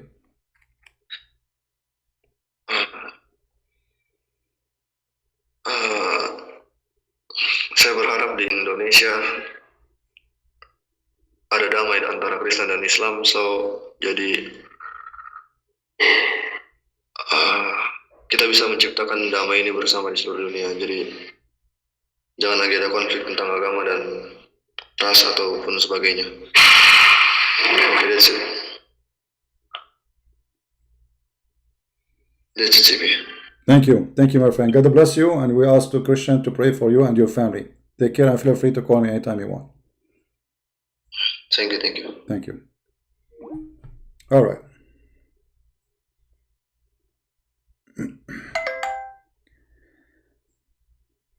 This is what happens when a person is honest.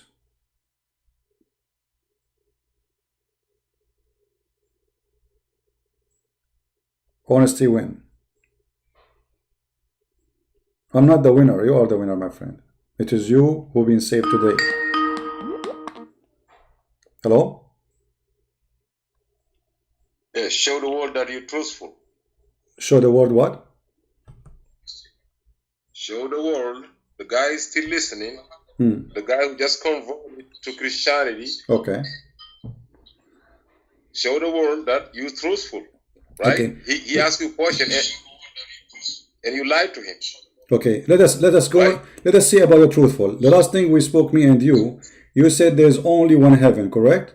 And I showed you the hadith where your prophet saying there is 7 heavens. So who is truthful here?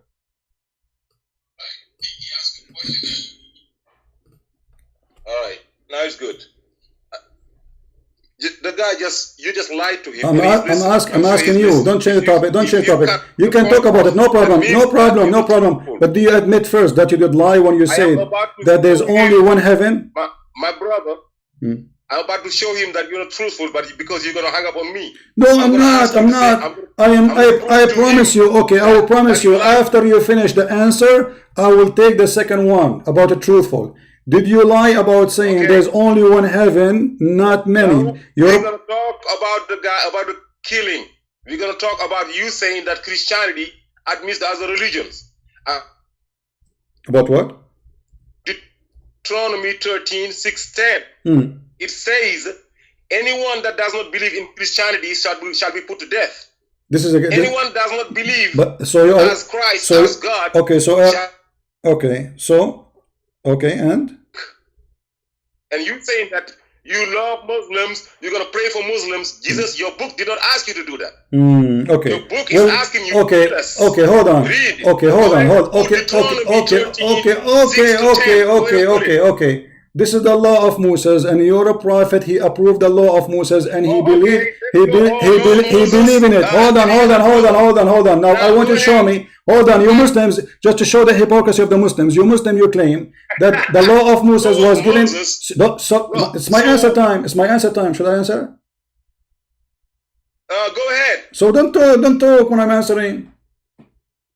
I'm not talking. Okay, the second, what do you mean you're talking? The second I start talking, you open your mouth. Here we go. Okay, so you're a prophet. He said the one who changes religion, kill him. Did he say that? Yes. The law of Moses, according to Islam, is given to the Jews, because if you are a Jew, you are a Jewish person, and you are an ethnic, which means you betray your nation.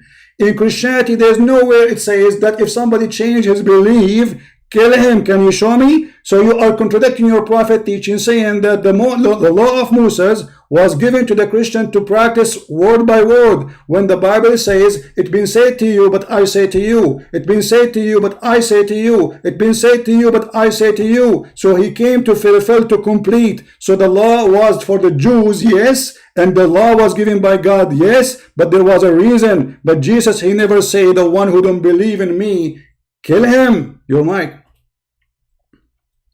All right. First of all, don't cut me off till I finish. First of all, you are quoting me a hadith. I'm telling you what Allah said in the Quran, La ikhraha fi din, lakum dinikum waliya din. There is no compulsion in religion. You cannot force anybody to go in or out of religion. Anybody is free to go, anybody is free to enter.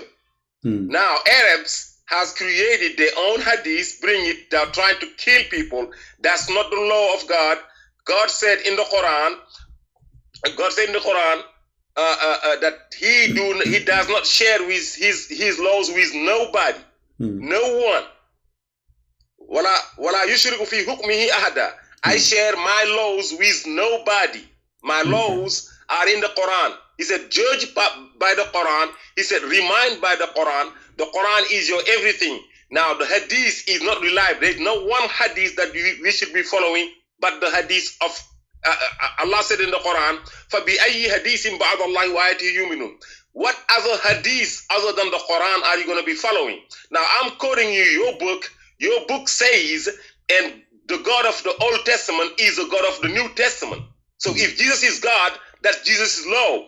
Jesus said he comes not to abolish the law, but to fulfill the law. If he's fulfilling the law is saying that whoever does not believe in him as God shall be put to death. That's I got so many verses. That's Deuteronomy 13:6-10. In Deuteronomy 17:12, it says the same thing. In Leviticus 20:27, it says the same thing. In 2 Chronicles 15:12 and 13, it says the same. In Leviticus 20:13, it says kill the fornicators. In Deuteronomy 17:1-20, it says stone. The idol worshippers should be stoned to death. So I can quote you 100 verses in Jeremiah 48:10, in 1 Corinthians 7:13-14, who is all deaf. You're not going to see one time. Okay, hold on. Can I answer? Can I answer? Can I answer? One sentence. Can I answer? One time in the Quran where it says kill somebody. You only kill 2-3 people in the Quran. One who kills somebody. If you kill someone, you got to be killed. Or if you spread corruption, you got to be killed. Or if you there's a third one. If whoever kills whoever betrayed his army and deserted and to go sell the secret to another army shall be put to death. That's the only 3 people that are being killed in the Quran. Are you done? Your book are told even if a woman and a man fornicates, they agree to sleep together. They're 2 Christians. They sleep together. They should be put to death. That means that the whole world of Christianity should be put to death. Another lie you lie. You said in Africa, you got 90% of Christians. You're a damn liar. You got 40%. 40. You go to 90. Lying. Okay. How the hell you get 90% of Africa being Christians? Are you done? Stop lying. Are you done? You said 90. Are you done? Okay. I recorded it. Can I talk? Can I talk? Go ahead. Okay. It's your mic. Don't let me talk. Al Jazeera TV is the one who said that. You can watch Al Jazeera TV. About 16,000 Muslims leave in Islam a day, and this is the number they said, not me. This is number one. Shut up. So if they are lying, it means Muslims are lying, not me. Secondly, you just said that in the New Testament it says you kill somebody who don't believe in Jesus. This is absolutely false. You are a liar. Secondly, you said that Jesus, he came to fulfill, but Jesus, he is the one. When they came to stone the women to death, he says, if one of you do not have sin, stone her. So you are a liar again. He did not stone her. He saved her, and he showed them that they are a bunch of hypocrites and they are not following truly the law of Moses. Number 4, you said in the Quran, there's nowhere it says that kill anyone. The whole Quran is about killing. Chapter 9, verse number 29 specifically speak about killing the Christians and the Jews unless they pay you money. If they pay you money, they can live. And you said that the hadith is a fabrication. Anyone who don't believe in the hadith is a liar, and the proof is the following. The Quran in chapter 4 verse 24, it says you do muta. Do you practice muta? You just said, everybody heard you, that the Bible says if a man and a woman, they have sex together, they will be put to death. But in Islam, we don't find such a rule in the Quran. What is the punishment of a man and a woman, they are married in Islam and they sleep together? The mic is yours. The man and the woman, to start with your last question, who fornicate, is in chapter 24, verse 2. A zaniyat was zani, a man or a woman. God does not distinct, just like he said, those who steal, a woman or a man who steal, that there's no distinction between married or not married. Whether you're married or not married, if you fornicate, it's 100 lashes. Stop lying. That's first. You're lying saying that in the Quran, it is not, there's no verse talking about the married people. Yes, a man or a woman, married or not, it does not matter.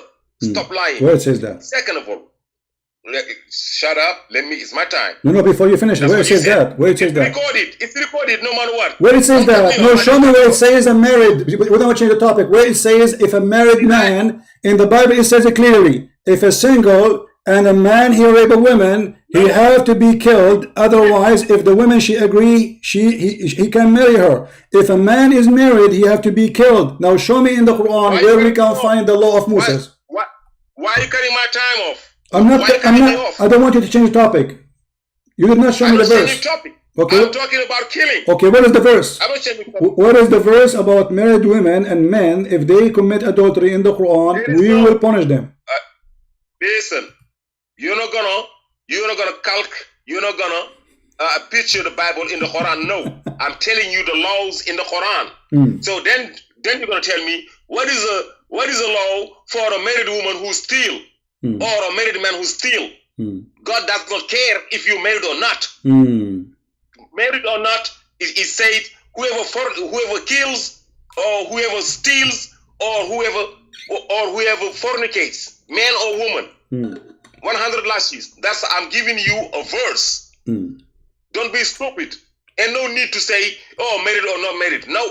And no distinction between married. There is not one time a distinction between married and not married. The way we worshiping, that's the same, man and woman. Whoever steals, that's the same punishment, man and woman, married or not. Whoever fornicates, that's the same punishment, man or woman, married or not. Stop making a distinction where Allah is not making a distinction. That's what you lie. You relying in some fabrications made up by Arabs. Al-Arabu ashaddu kufran wa nifaqan. It's from God. So you hear, everything you say, you basing it on the hadith. You can never criticize the Quran. Second, you said the Quran says kill the people in chapter 9.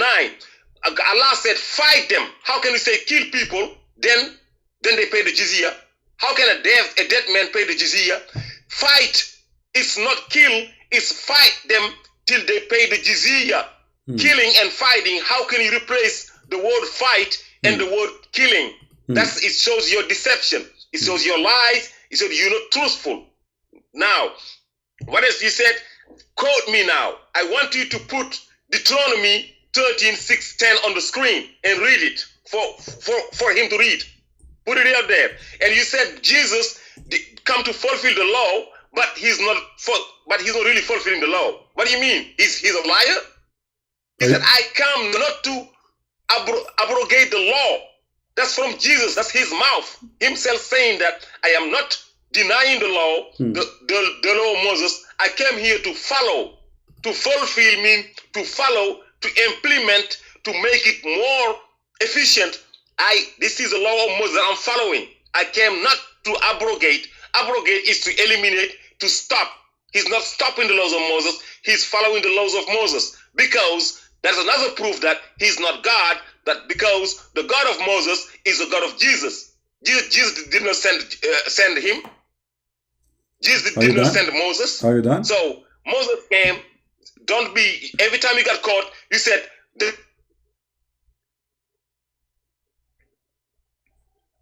you are gone. Are you there? That's the dumbest argument you can have. If Jesus is God, if you believe in the Old Testament and in the New Testament, you should never, ever. That's right there, Antichrist. That's right there. You are blaspheming, saying that this is the law, old law, and no old law. Jesus say it's the new law. It come to fulfill. If not, so tell me what is the laws in the New Testament. Okay. Tell me Are you done? Are you what done? is the law Are you done? for fornicators? Are you done? Tell me in the New Testament. Tell me what is the law. Are you going to let me talk? Yes. Are you going to speak until tomorrow? You see, I gave you already 10 minutes. Let me talk. Okay, Abdul, listen. You did argue with me many times, calling me many times, saying that the Arab is not Arab, and you donkey, you just said that the Arab. You see how stupid you are. So now you get yourself busted. You are the one who said the Arab are the Arab. But you called me more than 30 times saying to me, Christian Prince, the Arab are not the Arab. And now it's recorded. I want to post that in your channel. Secondly, you said that here it says fight. It doesn't mean kill. They fight by what? By the sword. So the one who stay alive, who is the one who don't die. Those who don't die after we win, or maybe after they surrender, then they have to pay jizya, otherwise they will be killed. We can go right now to any book of interpretation of the Quran and you will see, as an example, Ibn Kathir, one of the biggest scholars, say clearly that Allah Prophet, he ordered the Muslims to go and kill the Christians for they all left the faith, and Allah, he ordered them to be the Muslim to humiliate them and to revenge and to torture those who live even after they pay the jizya. They have to be tortured. You said, and you avoid all my questions, saying that you believe only in the Quran, but there is no Muslim who's a true Muslim, he believes only in the Quran. I asked you, in the Quran there's a verse about the muta, and you said, everybody heard you, in Christianity, according to you, if a man and a woman, they sleep together, all the Christians should be killed, because you are saying they are sleeping together. And now I ask you, what is the punishment in the Quran for sleeping together? You said only 100 lashes, and you said that this is only thing I follow. Okay, do you follow muta? You avoid answering that because the only place we can find that the muta is forbidden is in the hadith. And then you said to me that if you are a person who believes in Jesus, you follow the law of Moses. Well, I did not deny the law of Moses, but it's obvious you are stupid and ignorant. Jesus, and I said to you, Jesus said, it been said to you, but I say to you, as an example, he said, they said to him about Saturday, your followers, they are working in Saturday. He said, Sabbath was made for the man, not the man was made for the Sabbath. So the Jews, they have a wrong understanding, and this is how Jesus, he fulfilled the law. He made them have an understanding that the Sabbath exists for a reason, but God is not really caring for the Sabbath, he cared for the man, so that he gave them Sabbath. So those greedy who will not take vacation, or their servant, they have to work 24 hours, 7 days a week, he forced them to stop, and that was the law. So he's saying Sabbath was made for the man, not the man was made for Sabbath. In the same time, in the Quran we find that your God Allah, he is accepting the law of Moses. So it says in the Quran, and you are the funny, you are saying that, you know, the Quran, it says that in the order of in the case of murder, free for a free, slave for a slave, women for the women. So you are the one who said, and everybody heard you, you go only by the Quran. What kind of God? He says a free for a free, women for a woman, slave for a slave, which means a black for a black, because the word here in Arabic is abd, which means a black slave. Chapter 2 verse 178 said clearly, O who you believe in qasas, which means the punishment of the law of equality, the punishment are prescribed to you in the case of murder, free for a free, slave for a slave, female for the female. And the word slave here is abd, which means black slave. So you are a person who follow such a stupid belief, you murder a slave even though the one who killed is the owner.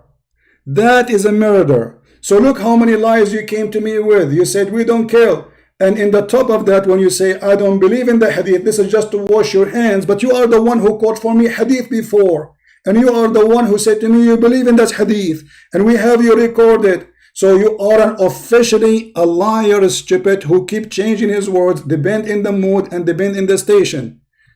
What else he said? Let us see. The law of Moses. You said that in the law of Moses, hold on, in the law of Moses, if a woman she commit adultery, if she is married, which means the Bible say clearly if she is married. You said in the Quran there's no such a thing, correct? So, and you are saying God don't care if you are married or not. Let us see if this is true or not. Your God, he care and he allow you to have sex with married women. Here we go. We will see. Quote a verse. Hold on, we will quote the verse. Let us see.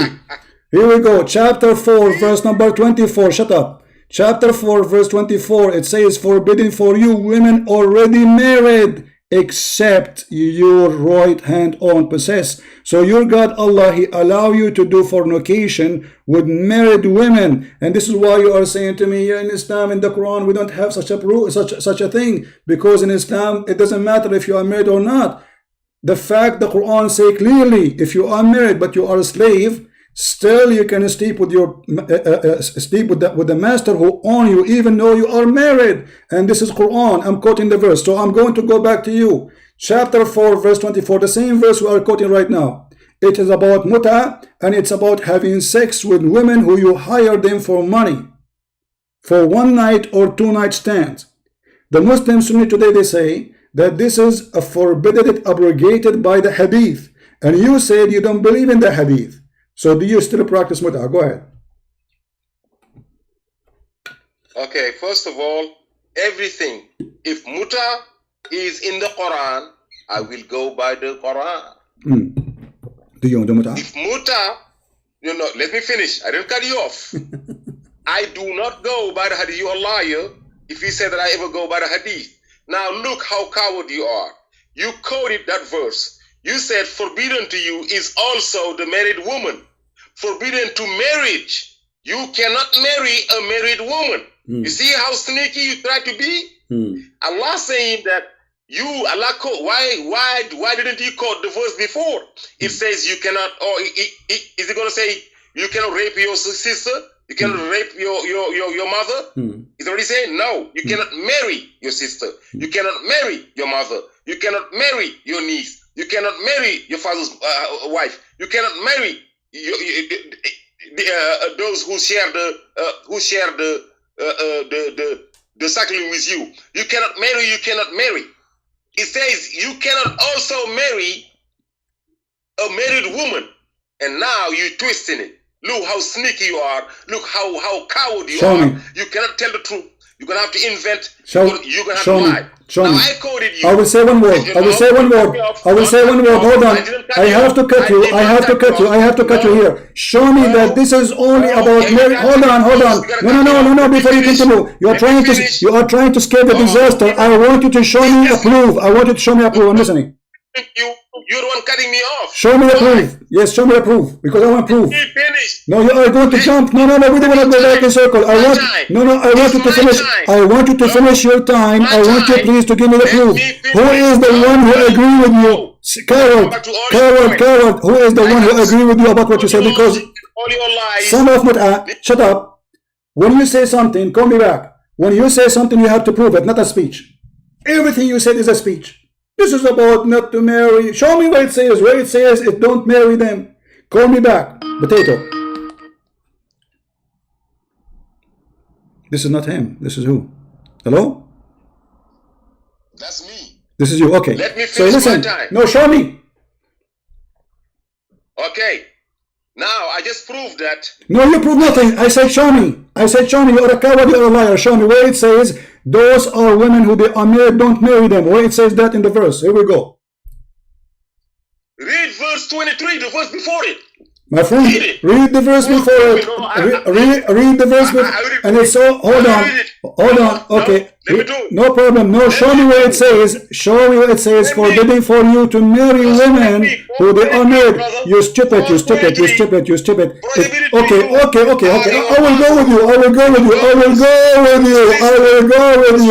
I will go with you. Shut up, son of Muta. It says here, except. So you just said something very important. Guys, be my witness.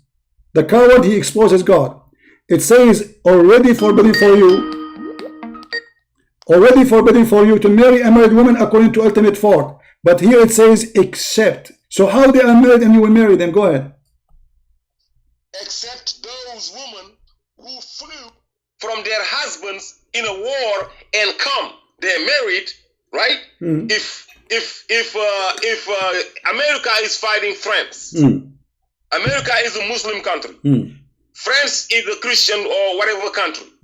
If some women from France flee their husband and want to join Islam, yes, they was previously married, but now that they have fled from their country, the Muslims can make. Okay, I have to hang up on you because you're a potato coward. You call me back. It says between two brackets, captives and slaves. You are a coward, son of Muta again.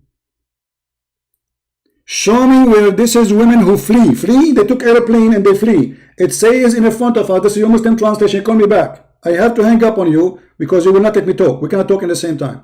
It says except the captive and the slave. Call me back. Potato. Call me back.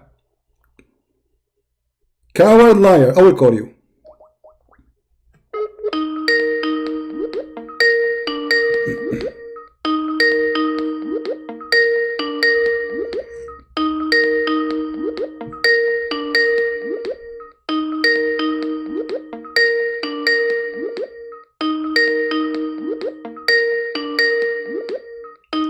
Answer, ultimate fault, answer.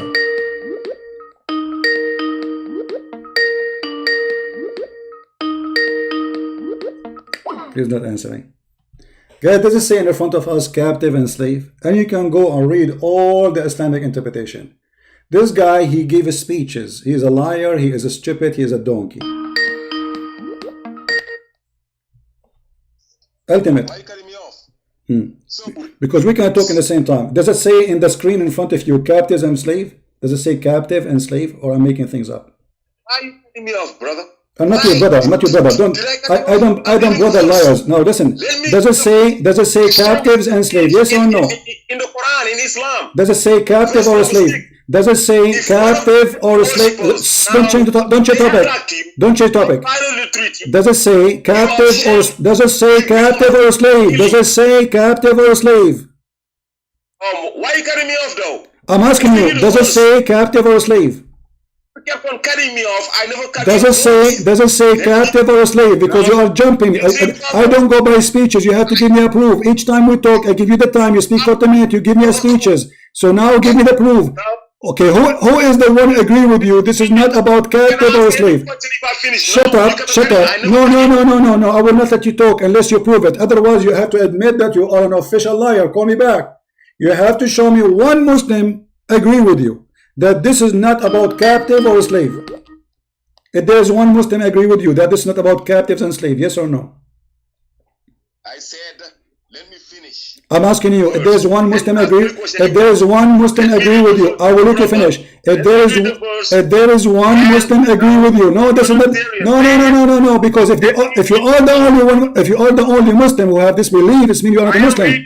Okay, who is? Okay, no problem. Here we go.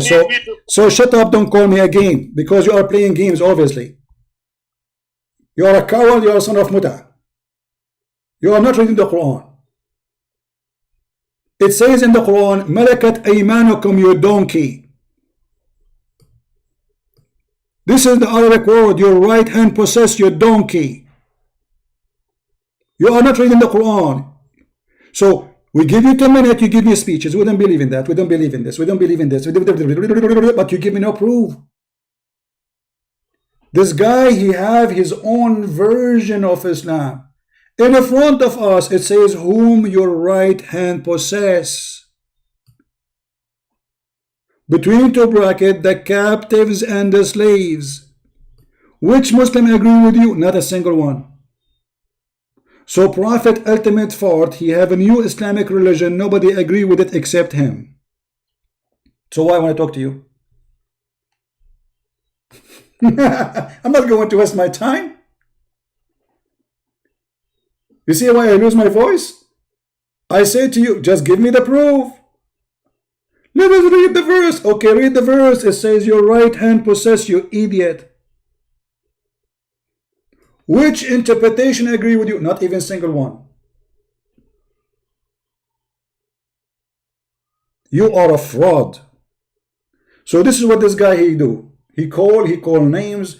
in the Old Testament says kill a man and a woman. You see how serious the book of God about fornication? You admit it in your book, not a single time mention about killing a fornicator.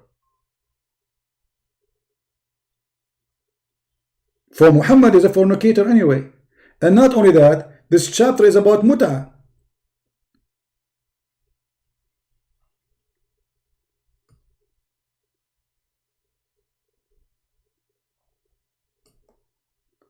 Let me show you what the Muslim believe about muta. And then he will say to me, I don't go by the hadith. Do you know why he say, I don't believe in the hadith? Because the hadith will prove me right. Will prove him to be a liar. So what we say, I don't believe in the hadith. The coward, he is the one who said to me that the heaven have 100 ranks. God, did he say that? Did he say the heaven 100? This is in the hadith. This is not in the Quran.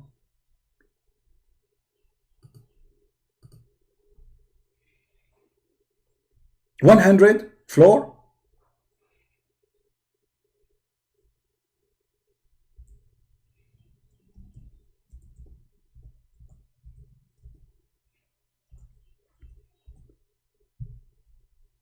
When you say to me that the heaven is 100 floor, you got this from where?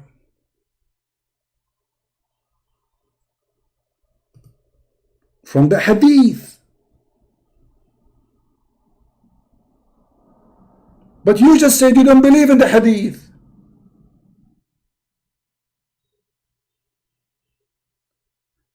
Do you see how stupid you are? Guys, do you remember what he said? Did he say that the heaven, he wanted to get me busted supposedly, because I said there is 7 heaven? He said, no, the heaven is one heaven, but there is 100 floor. Did he say that? So how you don't believe in the hadith, but you are getting this from the hadith? Simply because you are a fraud, like you're a prophet. Because either you believe in it, the hadith, or you don't believe in it. So why you are quoting it if you don't believe in it? So a second ago, the heaven is 1 floor, 100 floor.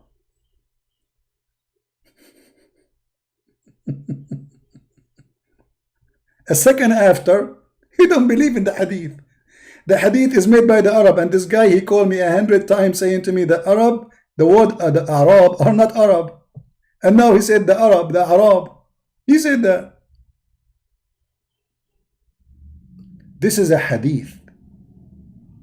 And the coward, he is the same as he's a prophet. Each time he talk, he think by speaking too much, calling names, you know, the Old Testament speak about killing, absolutely.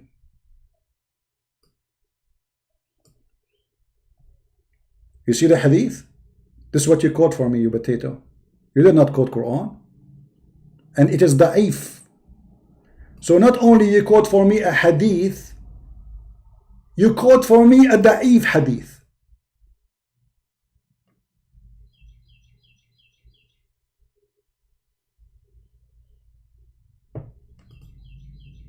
Do you see how we get him busted? He don't believe in the hadith, but the heaven is under the floor. So this guy, not only he accept hadith, he accept even the da'if.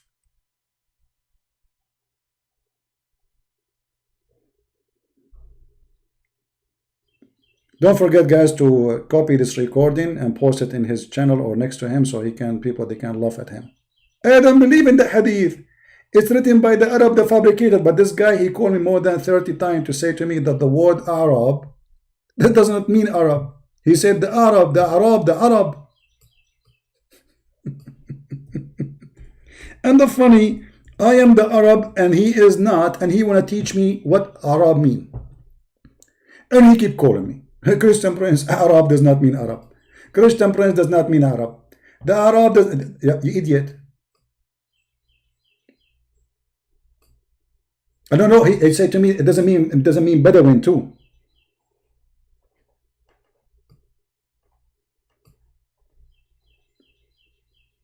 You see it? Those are the Bedouin, the Arab. And he said the Arab, the Arab. So You know, we encourage people like those, but there is no need for me to waste more time shouting and screaming, because dignity is a must in any conversation. If you are going to lie from now until tomorrow, you say to me, it doesn't say that, but it says that in the front of me. It says clearly your right hand process. If we open right now any Islamic interpretation, with no exception, all of them, they agree that those are the slaves. All of them. Never waste your time with somebody, he make his own belief. Because we are debating Islam, we are not debating his belief. If this is what he believes, this is a new religion. The Quran in front of us, and he said, let us read the verse. Let us read the verse before it. It says, unlawful for you, unlawful for you, unlawful for you. Yes, but it says here, except you, idiot. Also forbidden for you married women. Except who? Slaves. He said those are the women who flees. What flees? Those are slaves. It says in the verse, your right hand process. In Arabic, إِلَّا مَا مَلَكَتْ أَيْمَانَكُمْ.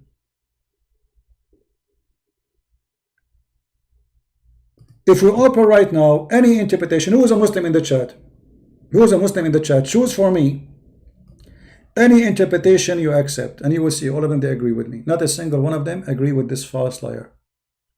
This is why I don't respect you. This is why I call you donkey. This is why I call you fart. And the funny, you are the one who call me liar. And Jesus, yes, said, love your enemy. So the coward there, he understand that if the law of Moses says, if somebody is a criminal, he killed somebody, kill him. That is Jesus hating you. But isn't it Jesus in the Bible says, love your enemy, pray for them? So obviously, you are fabricating your own meaning to make it fit with the propaganda. And you are so upset because a Muslim, he just left Islam and he accepted Jesus. Same time, if you are not going to practice muta,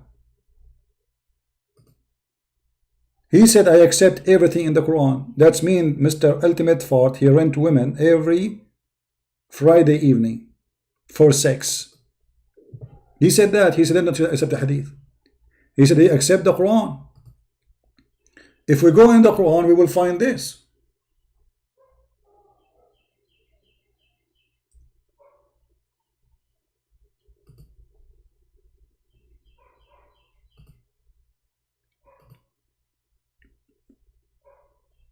Remember, he don't go by the hadith. The hadith only is the one says that this is an abrogated verse, and Muslims Sunni don't follow no more. The Shia, they keep following it because they believe in order to be abrogated they have to be Quran. Now let us see what Ibn Kathir says, because either Ibn Kathir, he's agreeing with Ibn Fart, or he is agreeing with me. This is Ibn Kathir. And why Ibn Kathir he will agree with the Christian Prince? You tell me. And by the way, Ibn Kathir, all his book is full of lies, because supposedly this book is not to explain the Quran but to defend Islam. Except those whom your right hand possess, except whom you acquire through the war. Do you see it? Women already married, except those whom your right hand possess.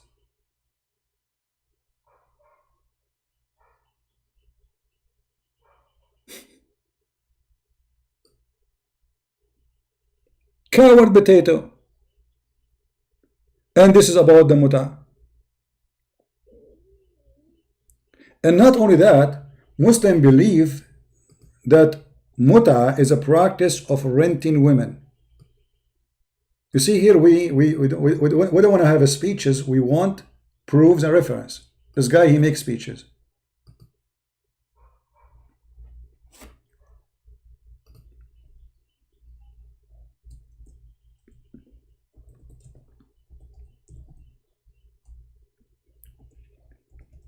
Let me show you what the Muslim believe. How this can be from God. You tell me.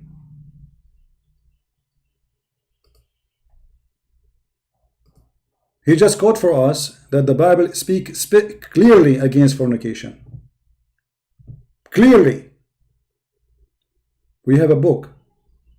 It's called Quran. Teach that you can rent women for one night stand or 3 days.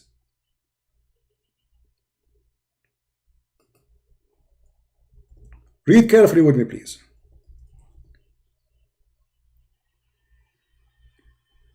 In some work, and this is what? This is islam.org. This is not a Christian website, as you see. This is not a Christian website. Take a note. This is the Muslim explain to us their Quran. In some work, a special terms is applied to women who participate in muta, mustajara. What mustajara mean? Rented or rented women. Do you believe it? We have a God, his name is Allah, a prophet, his name is Muhammad. He teaches his followers that you can rent women for sexual enjoyment.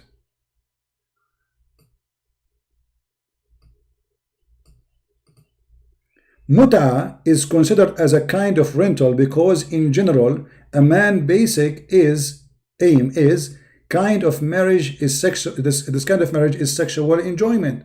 So this is not a marriage, this is sex of a woman, and in return of his enjoyment the women receive certain amount of money or property, prostitution.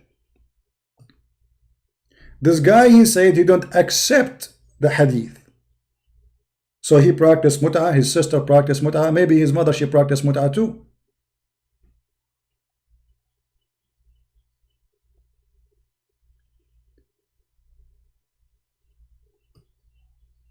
And here is giving you the explanation for the rental.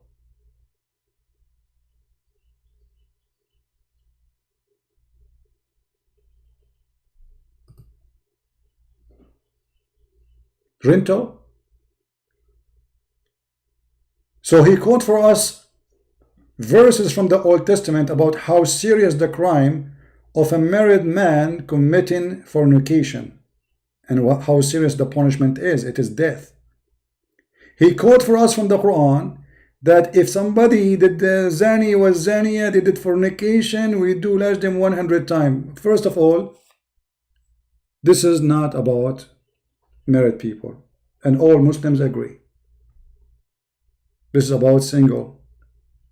Secondly, let me show you something. We'll show how stupid Islam is more.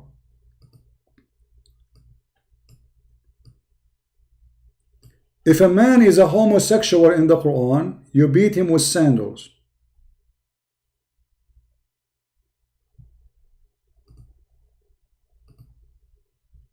You beat him with what? With sandals. If a woman, she is a homosexual, she is a lesbian, you jail them until they die. This is the stupid rules of the Quran.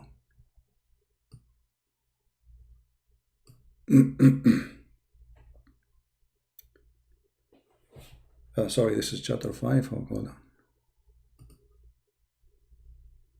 How this can be from God? What happened? And those of your women who commit illegal sexual, not intercourse, no, it's a sexual relationship, take evidence against them. And if they committed adultery, they stay at home until they die. But this guy, he said he take only the Quran. Well, the Quran contradict itself, because he just said to us 100 times lashes for fornication. Okay, this is fornication here.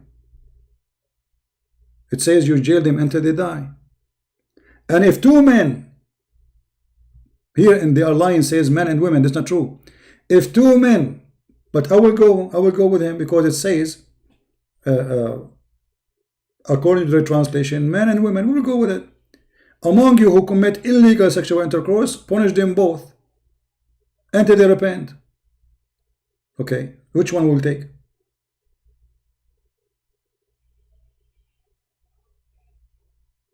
This one saying we jail them until they die.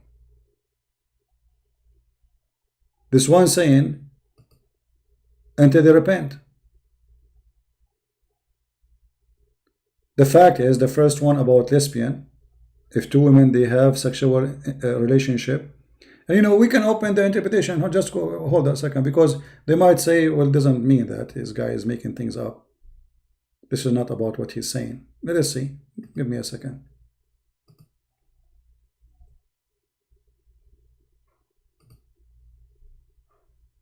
Never waste your time with somebody he don't want to give a proofs for what he say. He say, hey, read the Quran, read the Quran. He don't want us to read anything from the Muslim belief, because simply that will prove that he is fabricating things. So he said he want to read the Quran and he want to accept only his own interpretation. The rest of the Muslim scholars are donkeys. He is the only scholar, and he don't even know how to read his God names in Arabic. Let's see.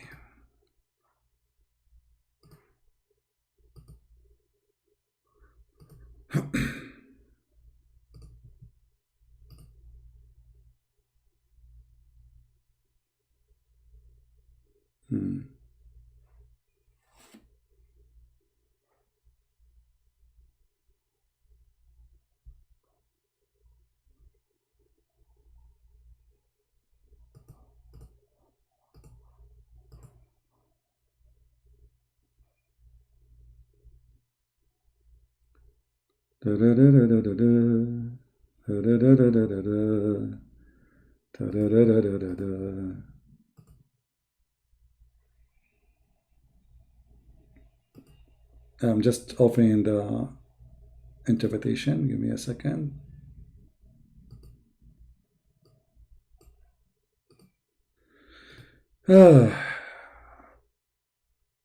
Never give them a chance.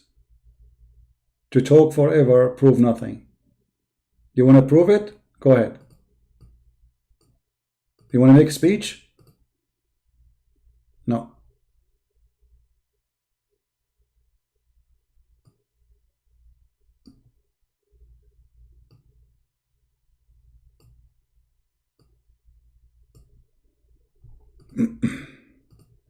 All right, let's see some tafsir for those verses so we can laugh together.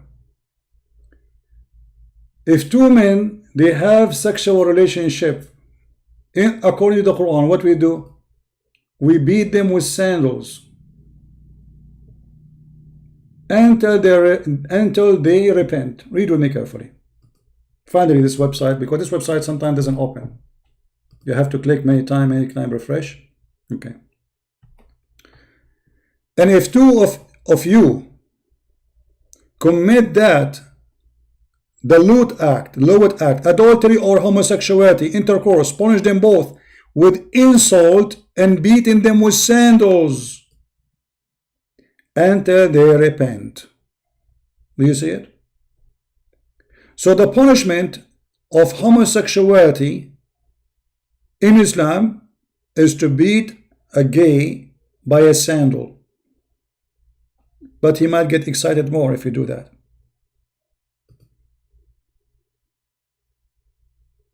This guy, he followed only the Quran, he said. Well, this is the Quran.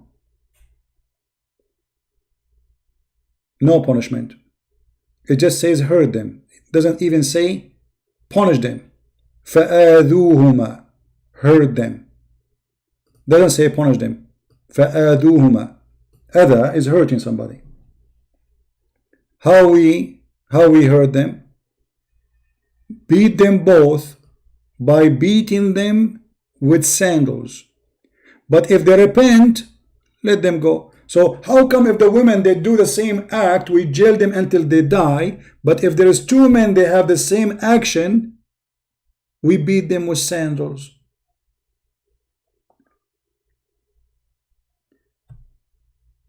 Do you see how this cult work? Well, this guy, he said to us, if you commit adultery, fornication, God don't make a difference if you're a male or a female. Doesn't matter if you're married or not.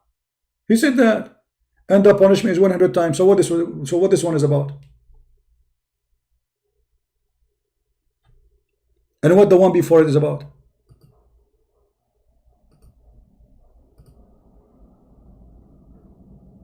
Jail them until they die.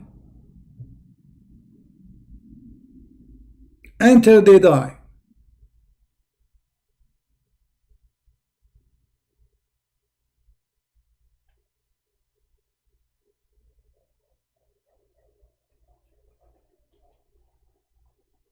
Hypocrisy, stupidity.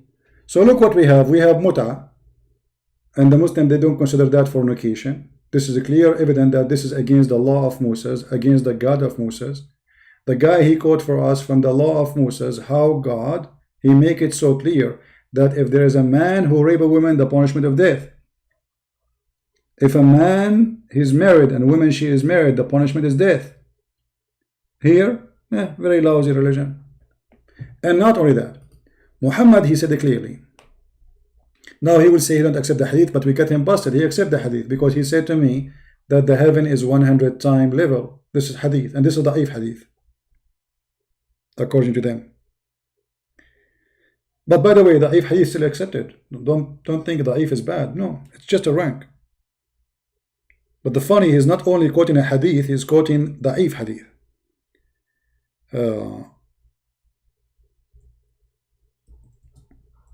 Muhammad, he encouraged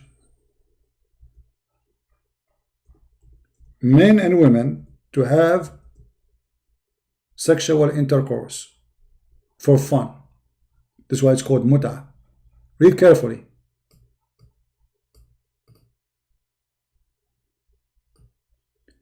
Allah Messenger said, if a man and a woman agree between two brackets to marry temporarily, it doesn't say marry. Doesn't say anywhere in the hadith in Arabic the word marriage. Read it. Anyone who speaks Arabic, he can see I'm saying the truth. أيما رجل وامرأة توافقا فعشرة ما بينهما 3 ليال فإن أحبا أن يتزايدا أو يتتاركا تتاركا. No marriage. Any man and women, they like to live together for 3 days, 3 nights. If they like it, they enjoy it, they can increase or they can separate. Read it. Allah Messenger, he said, if a man and a woman agree to share a bed, not to marry, their sharing of the bed should last for 3 nights. If they like to continue, then they could do so. And if they like to separate, they can do so. Do you see it?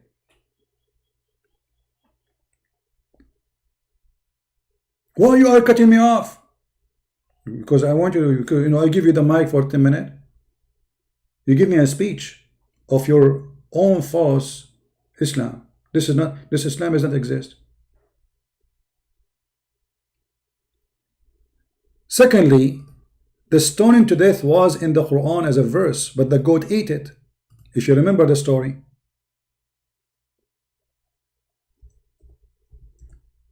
He said there is no punishment for death in the Quran.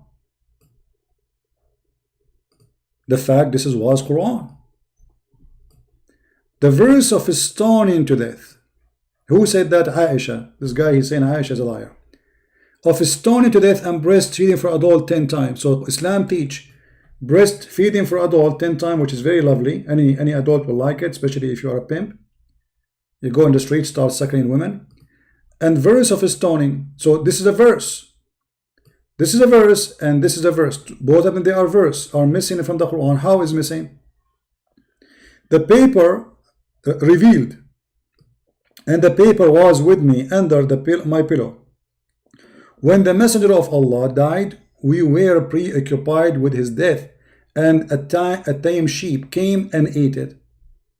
This is why this guy, he said to us, he don't want to accept the hadith, but the fact he do, we got him busted. He said, I never accept the hadith. You just did. In the previous call, you said to me, the heaven, you are a liar. The heaven is 1 and there's 100 rank. You did. You are a liar. It's not. This is hadith. This is not in the Quran.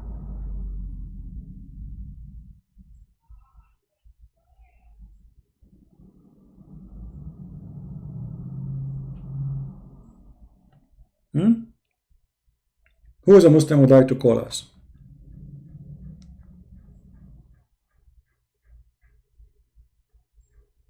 Who is next will leave Islam? Actually, this guy, Ultimate Fart, today, I don't know how many people will leave Islam after what he said. He said that all the hadith is fabricated, but the hadith is collected by the same people who collect the Quran. The Quran they have today is recitation of recitation of recitation of recitation. There's no book.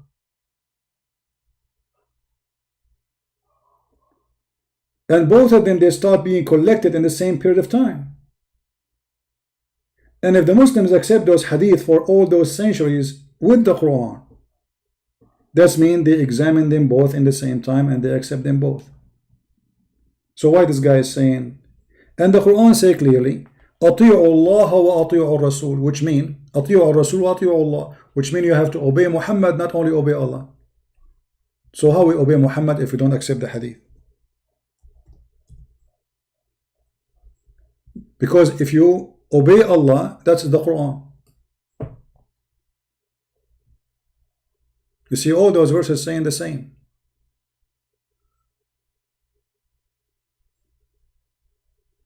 You have to obey the Prophet. The one who obeyed the Prophet, actually he obeyed Allah. He is Allah. He who obeyed the messenger has indeed obeyed Allah. Okay, the Prophet, he gave an order. What we call it? See, this is the Prophet now. We have to obey. Allah, the Quran. Okay, we obey the Quran. How we can obey the messenger? And if you are saying that we do not need the hadith, okay, the Quran is a stupid book, nobody can understand it.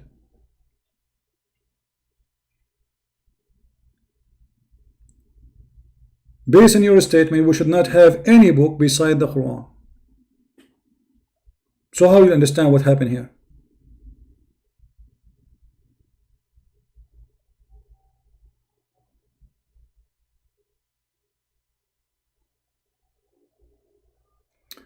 Which hadith is rejected by Fifi?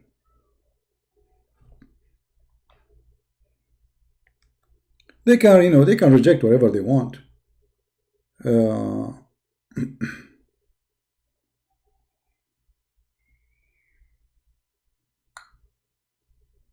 Anything they don't like, they reject, obviously.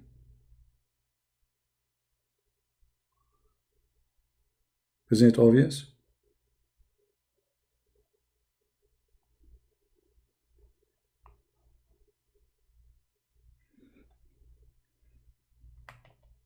I don't accept the hadith, but the heaven is 100 rank.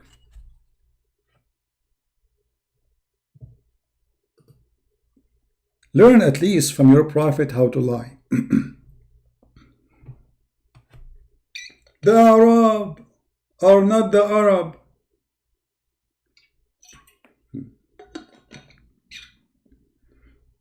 The Arab are not the Bedouin.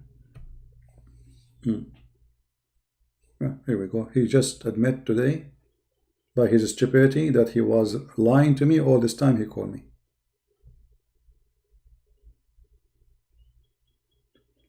Do we have any Muslim would like to call us?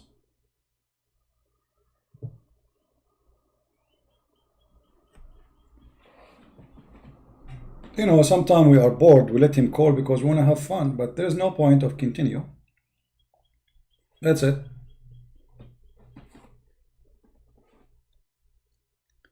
When a Muslim he says something to you and not a single Muslim agree with him, obviously he is a fraud. Who is the Muslim agree with you? He will not tell us. So no Muslim agree with you? So this is a religion only you believe in it? Because if this is your understanding, that means this version of religion, it's only your version. Well, then we are not talking about, there's no need to talk to you because you are the only new religion who believe in something nobody believe in. Either you are calling to explain to us what Muslim believe or what only you believe.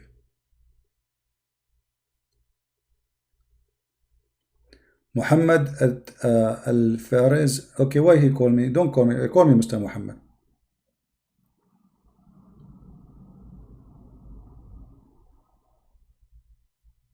Call me Mr. Muhammad. Go ahead.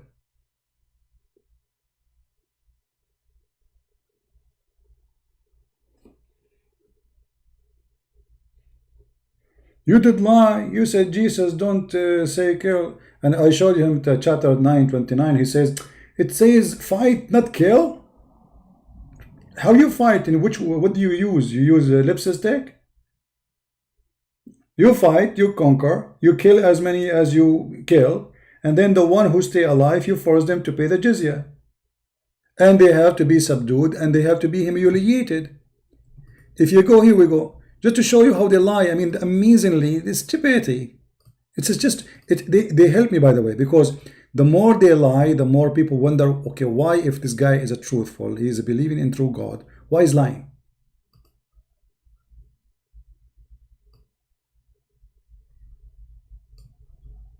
Quran teach that anyone is not a believer, he is filthy, dirty, and he is impure, and Muslim, they believe in no go zone. There is a place where only for holy, clean people, and those are Muslims. Anyone is not a Muslim is a pig. The Quran in front of you. The Jews, the Christians, the Hindus, the Buddhists, according to Islam, they are najis. They cannot enter. This is why there is a sign in the way, in the highway of Mecca and Medina. It says Muslims only. If you enter this place, you will be arrested and you might be killed. When Muhammad, the Muslim, they start kicking out those who they are not Muslim from the Mecca, and nobody lived there anymore doing business. So he said to them, Allah, he told me, if you feel that you will get poor, Allah will reach you out of his bounty. Okay, bounty? What bounty? How? Go and attack the Christian and the Jews. Do you see it? And feel themselves subdued. Allah mean he will be. This will be your conception.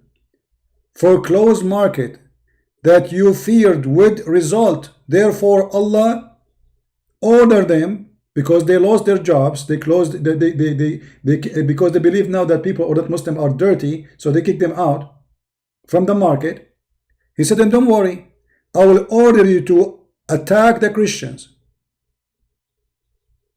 and force them to pay jizya. So the Christian, they have to work, and they make money for you so you can live. Do you see it? He said, this is not about killing them. Okay, fight against those who don't believe in Allah, know the last day, nor forbidding what is forbidden. But so what the purpose of this fight? You don't believe in Allah, supposedly. The word fight in Arabic is coming from the word qatala. Qatilu. Qatala mean kill. Qatilu mean kill. Fight and kill. And we knew that Muhammad, he sent the 3 letters to 3 kings saying, convert or die. Aslam taslam. Until they pay the jizya with willing and submission and feel themselves subdued. Therefore, people of the scriptures disbelieve because they disbelieve in Muhammad, because they did not believe in Islam. So we have now to humiliate them. Read carefully. They lie to us. They say jizya is tax. Don't you pay tax? No, that's not a tax. Read. Until they pay the jizya, if they do not choose to embrace Islam. So the Muslims, they come to your country, conquer it, and now you have to pay jizya in order to live. Otherwise, they will kill you. With willing submission, defeat. You see the word defeat, in defeat, and feel themselves subdued, disgraced, humiliated. This is not tax. This is the mafia. Actually, the mafia in Italy, they learn, like in Malta, they learn this, like you see in the movie when the mafia go to a store, say to him, pay for protection. They learn that from the Muslims' occupation when they occupy that part of Italy. This is how the mafia started. The Muslim came and they go to stores. Give us money to protect you from ourselves. From who? From ourselves. When the Muslim withdraw, the criminals took over, and they do exactly the job of the Muslims in Italy. Pay if you want to live. Protect you from who? From us. Therefore, read carefully. Therefore, Muslims are not allowed to honor the people of Dhimma or elevate them above the Muslims, for they are miserable, disgraced, humiliated. Muslim recorded, Abu Hurairah saying, the Prophet of Allah said, don't initiate salam to the Jews and the Christians, and if you meet any of them in the road, force them to the most narrow alley. This is why Muhammad ordering the Muslim to humiliate you and force you to work in the sewage. In the old days, there's an open sewage in the side of the road. So if the Muslim walking by and you are walking by, you as a Christian, you have to jump in the sewage. Otherwise, the Muslim have the right to kill you. He been ordered to humiliate you.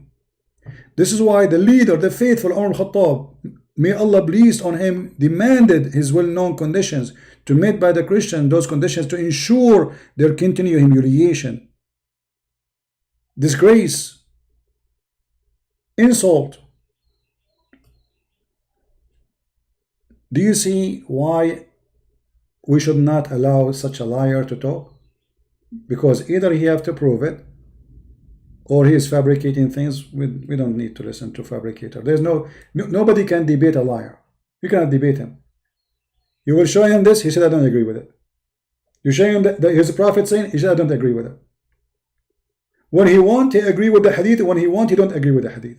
But he said he don't agree with the hadith. But just to prove me wrong, he said he agree that Allah, he have a heaven, which is one heaven, have 100 floor. But that mistake happened because of his stupidity. He forgot what he said. Some people, they forgot their lie a second ago.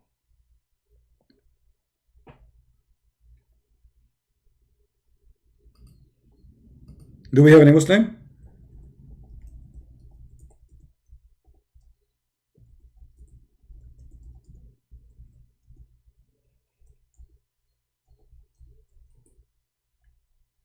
Anyone?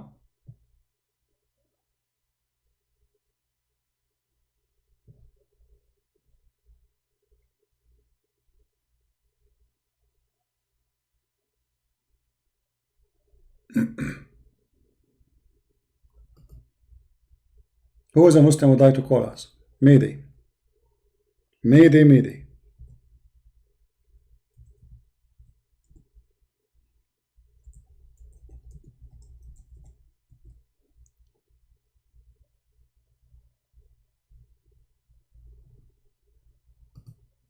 Anybody?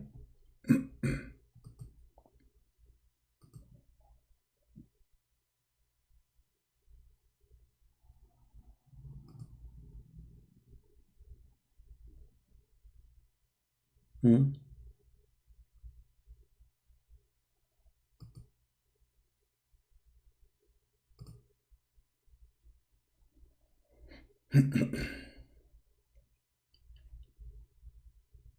Anyone?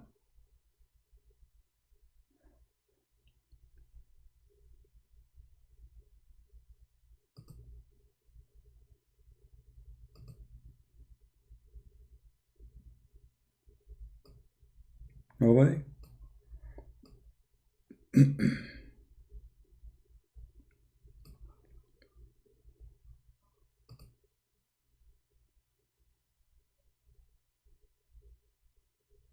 Well, I'm looking at Skype. I don't see anyone.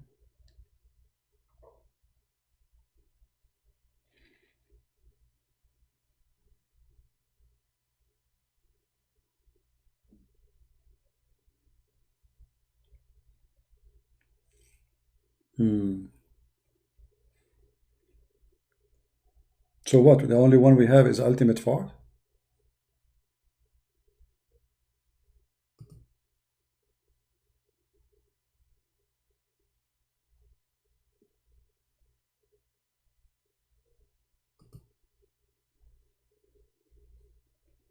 That's not fair.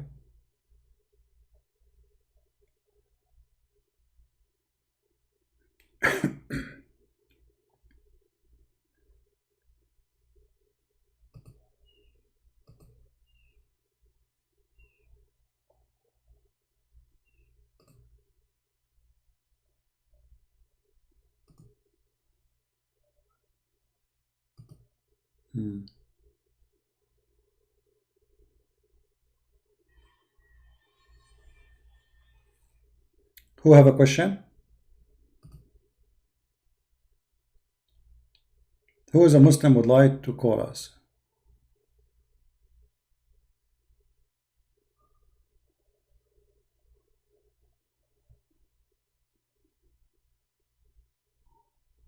And you know what? I'm going to help you actually. If you call me, You can continue, you can carry on in the topic this guy he was saying, because this way you can help us to expose him too. Who agree? Who is a Muslim agree with this guy? Anyone?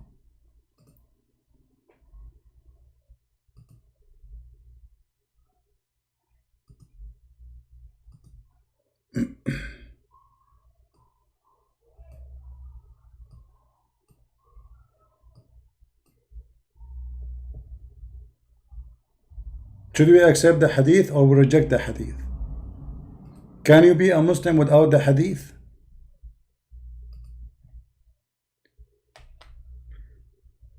Let me do this.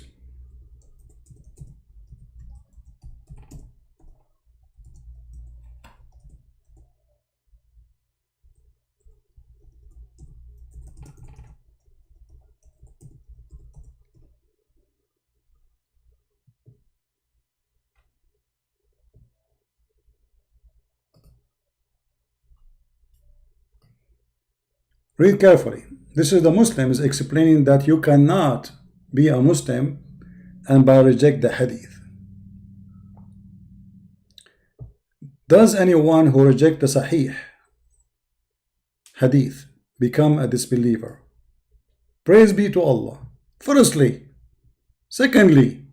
Thirdly. And he's giving you that you cannot reject the hadith. Those are their scholars.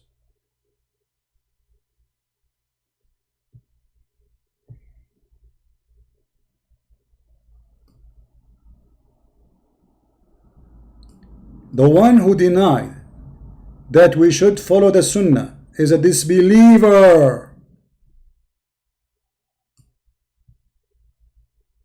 And they quote for you. Do you see it?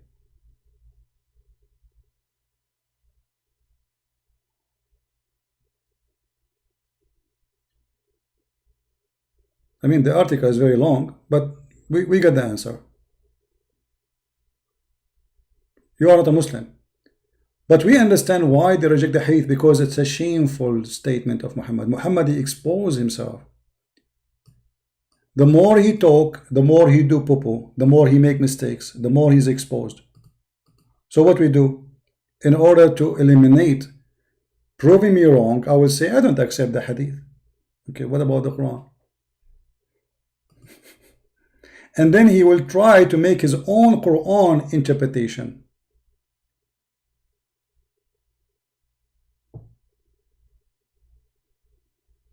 Any Muslim would like to call me? Last call. Mayday, Mayday. Who is a Muslim would like to call us?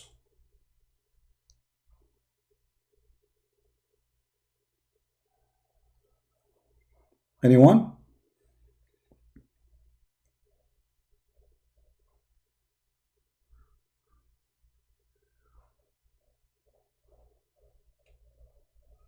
All right, nobody.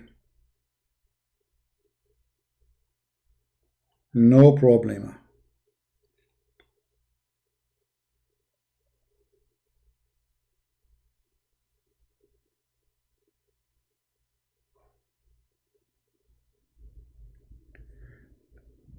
Obviously, a prophet who teaches us to have sex with women for some money is a prophet of God. Obviously, a prophet who go after children to have sexual relationship with them is a prophet of God. Obviously, a prophet who promised you endless penis is a prophet of God. Obviously, a prophet who knew a lot about science, like if you have orgasm first, the baby will be a boy. That's a prophet of God.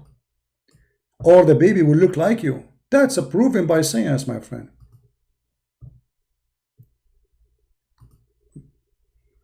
This is a hippie prophet. A prophet who teaches Muslim women to give their breast to a stranger. And hold on, actually, look what I received from Facebook, guys. Look at this.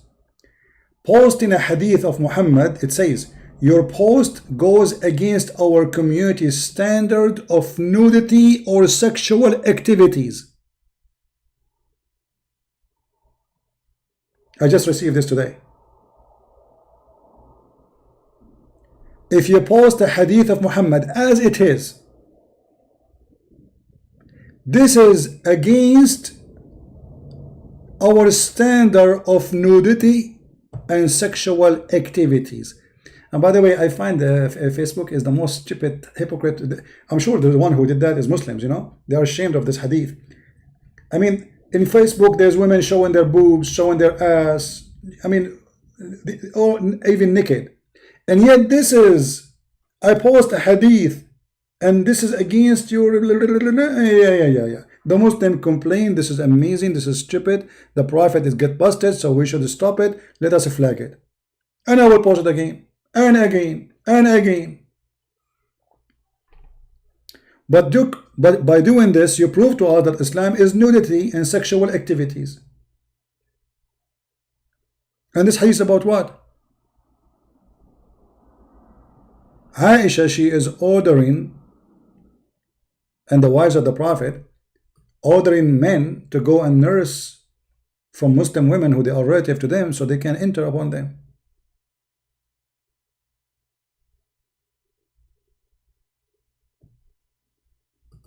What kind of a prophet he ordered women to give her boob to a stranger? The booby prophet.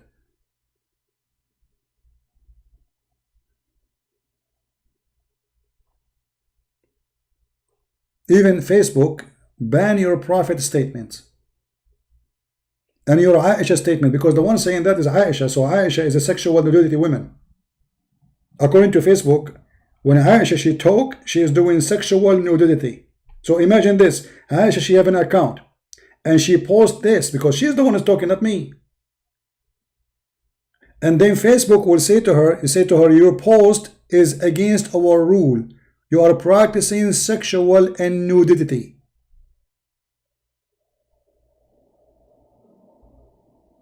For remember, this is a statement of Aisha, not mine.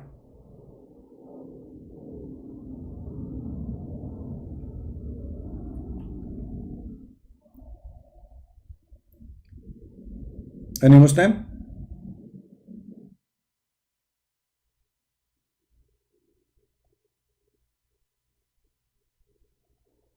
Random, let him call me, he's welcome. I am live on air. When I am live on air, he can call me anytime.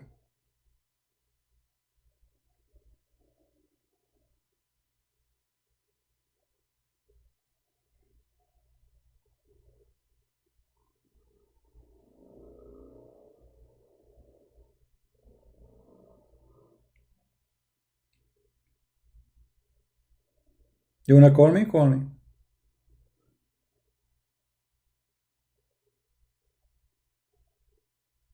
And you can do the same as ultimate fort. You can start saying, I don't believe in the hadith, and then you say to me, the heaven is 100th floor. Show me how stupid you are. I don't believe in the hadith. It's written by the Arab fabricator. I don't believe in the hadith. And then the heaven is 100th floor.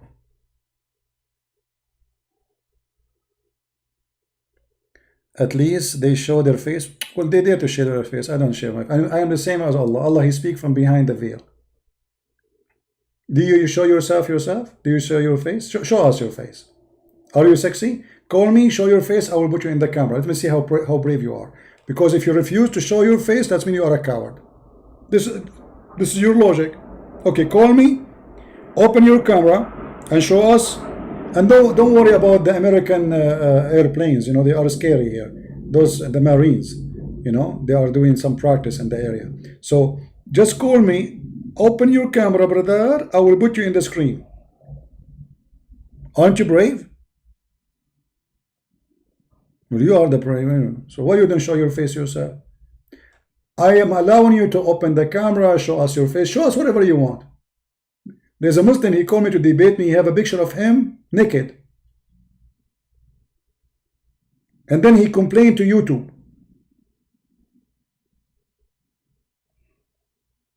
You believe it?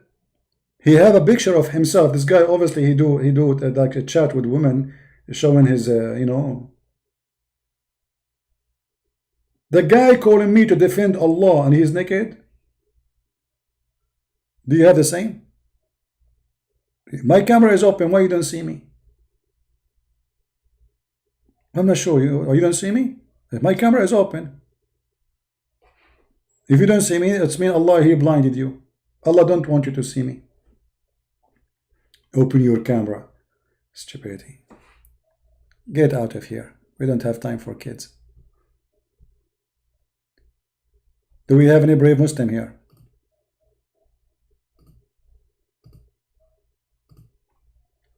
And supposedly, if I show you my face, what is next? Do I need to take off some stuff for you? So as your face. What does this have to do with the debate? What do you think about your brother saying that he don't believe in the hadith, but he believe in 100th floor? Liar. What do you think about your prophet? He believed that there's nothing called stoning to death in Islam, or no order to kill the Christians in Islam. And those women, they are not captive in Islam, who make his own interpretation for the Quran. I thought you want to call and defend, but you are worried about my face, my friend.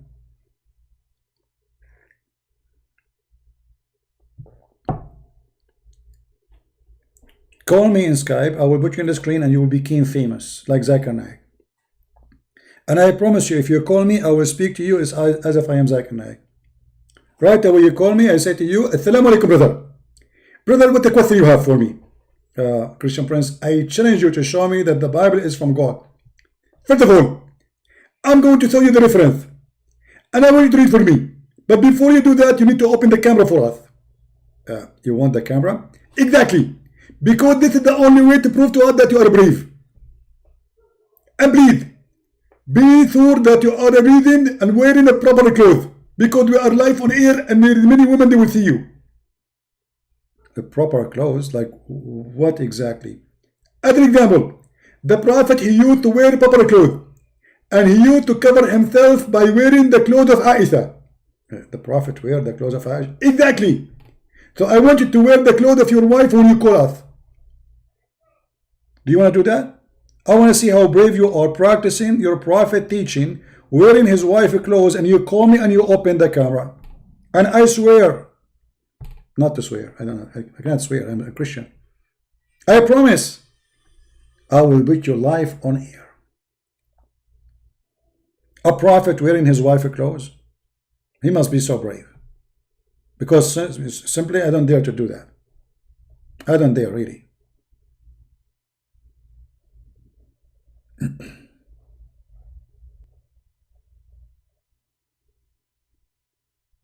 Do you dare yourself? I don't.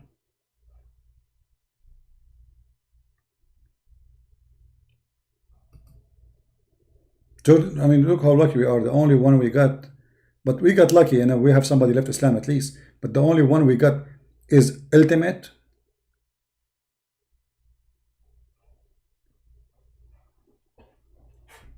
You lie. You lie to the guy. You said Jesus don't say kill. My friend, God, he gave life. God, he can take it. Don't you believe in the flood of Noah? Yes, we do. What the flood of Noah is a mass killing. So simply, you are a liar and you are saying stupid things I did not say. Do we believe in Sodom and Gomorrah? Yes, we believe. What is that? Mass killing. The whole city is burned. So when we say that Christianity teaching love, it doesn't mean that God don't punish. We believe in hell and fire. We believe in law and order. We believe that the one who commit a crime should pay for his crime. So you are a liar and you are trying to fabricate things have nothing to do with our statements. While the Bible was teaching how severe the punishment of going around, sleeping around, especially with married women, your prophet was saying in the Quran, chapter 4, verse 24, you can have sex with married women. The guy, he said, it says you can marry them. That is even making it more horrible if it's true. Because it says you can marry a married woman. You see, when you say, except married women, that's mean in this moment they are married women. Otherwise, why you are saying they are married women? Except. So you cannot sleep with married women. And when you marry a woman, what do? You sleep with her anyway. Like, do you marry her and she stay in the closet? You marry her, you sleep with her. So it's forbidden for you. Here is talking about forbidden. Who is forbidden? Women who they are married. Except. And we knew that Muhammad, he was sleeping with one of his slaves, which is Mary the Copt. And by the way, he broke even his own command, because here the right hand process is the captive from war, not just a slave. They have to be captive of war. And Mary the Copt is not a captive of war. So Muhammad, he did not even follow his own Quran. Malakatul Yamin is only captive of war. And you can read any Islamic interpretation. It's not just a slave. It had to be a captive of war. So Mary the Copt, Muhammad was sleeping with her for what reason? She is not a captive of war. She was a gift slave. And the Muslims, they say that Muhammad is against slavery, but his house is full of slaves and he sleep with them.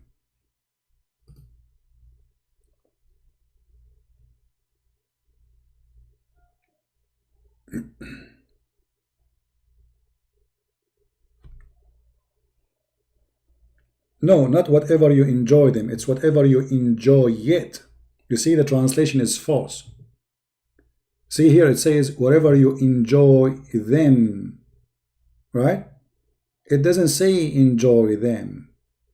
It says enjoy it, which means their vagina. فَمَا اسْتَمْتَعْتُمْ بِهِ. You can ask anyone what bihi mean. It. Not them. Whatever you enjoy of it from them. منهن. فَمَا اسْتَمْتَعْتُمْ بِهِ. The mut'a you do. By what? By it. It what? Their private part. From them. Then you pay them. And we showed you even the Islamic interpretation. They are saying this is renting women, correct? I mean, the Muslim explained it to us. We don't need for me to. He says this is kind of rental. And they said the purpose of this such a kind of relationship, the man purpose and aim is sexual enjoyment, and in return the woman she received money or property. They said that.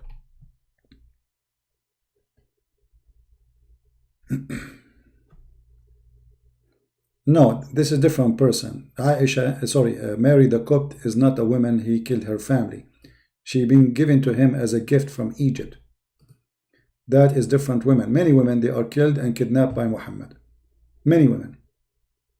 But maybe you are talking about Hafsa. Sorry, about so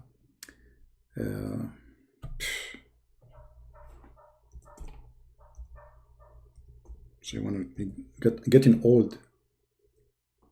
There's women like the Huriya, there is Juriya, sorry.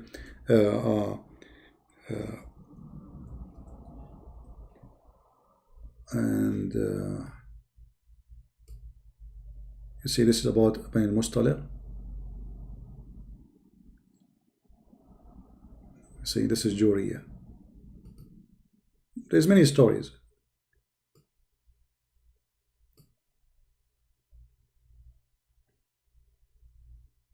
He killed all the men, he took all the women to rape them. And Safiya and Juriya and many, you know.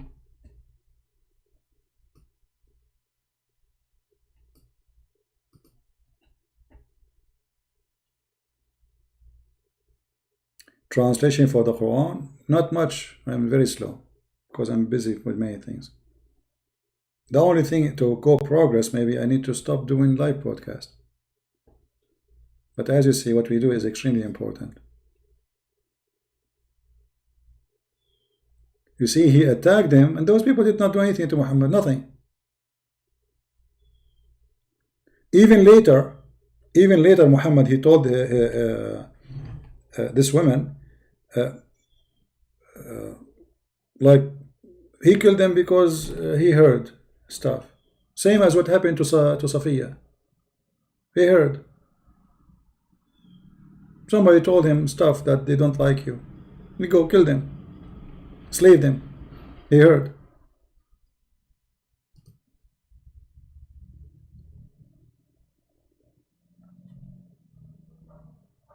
Any Muslim, last call.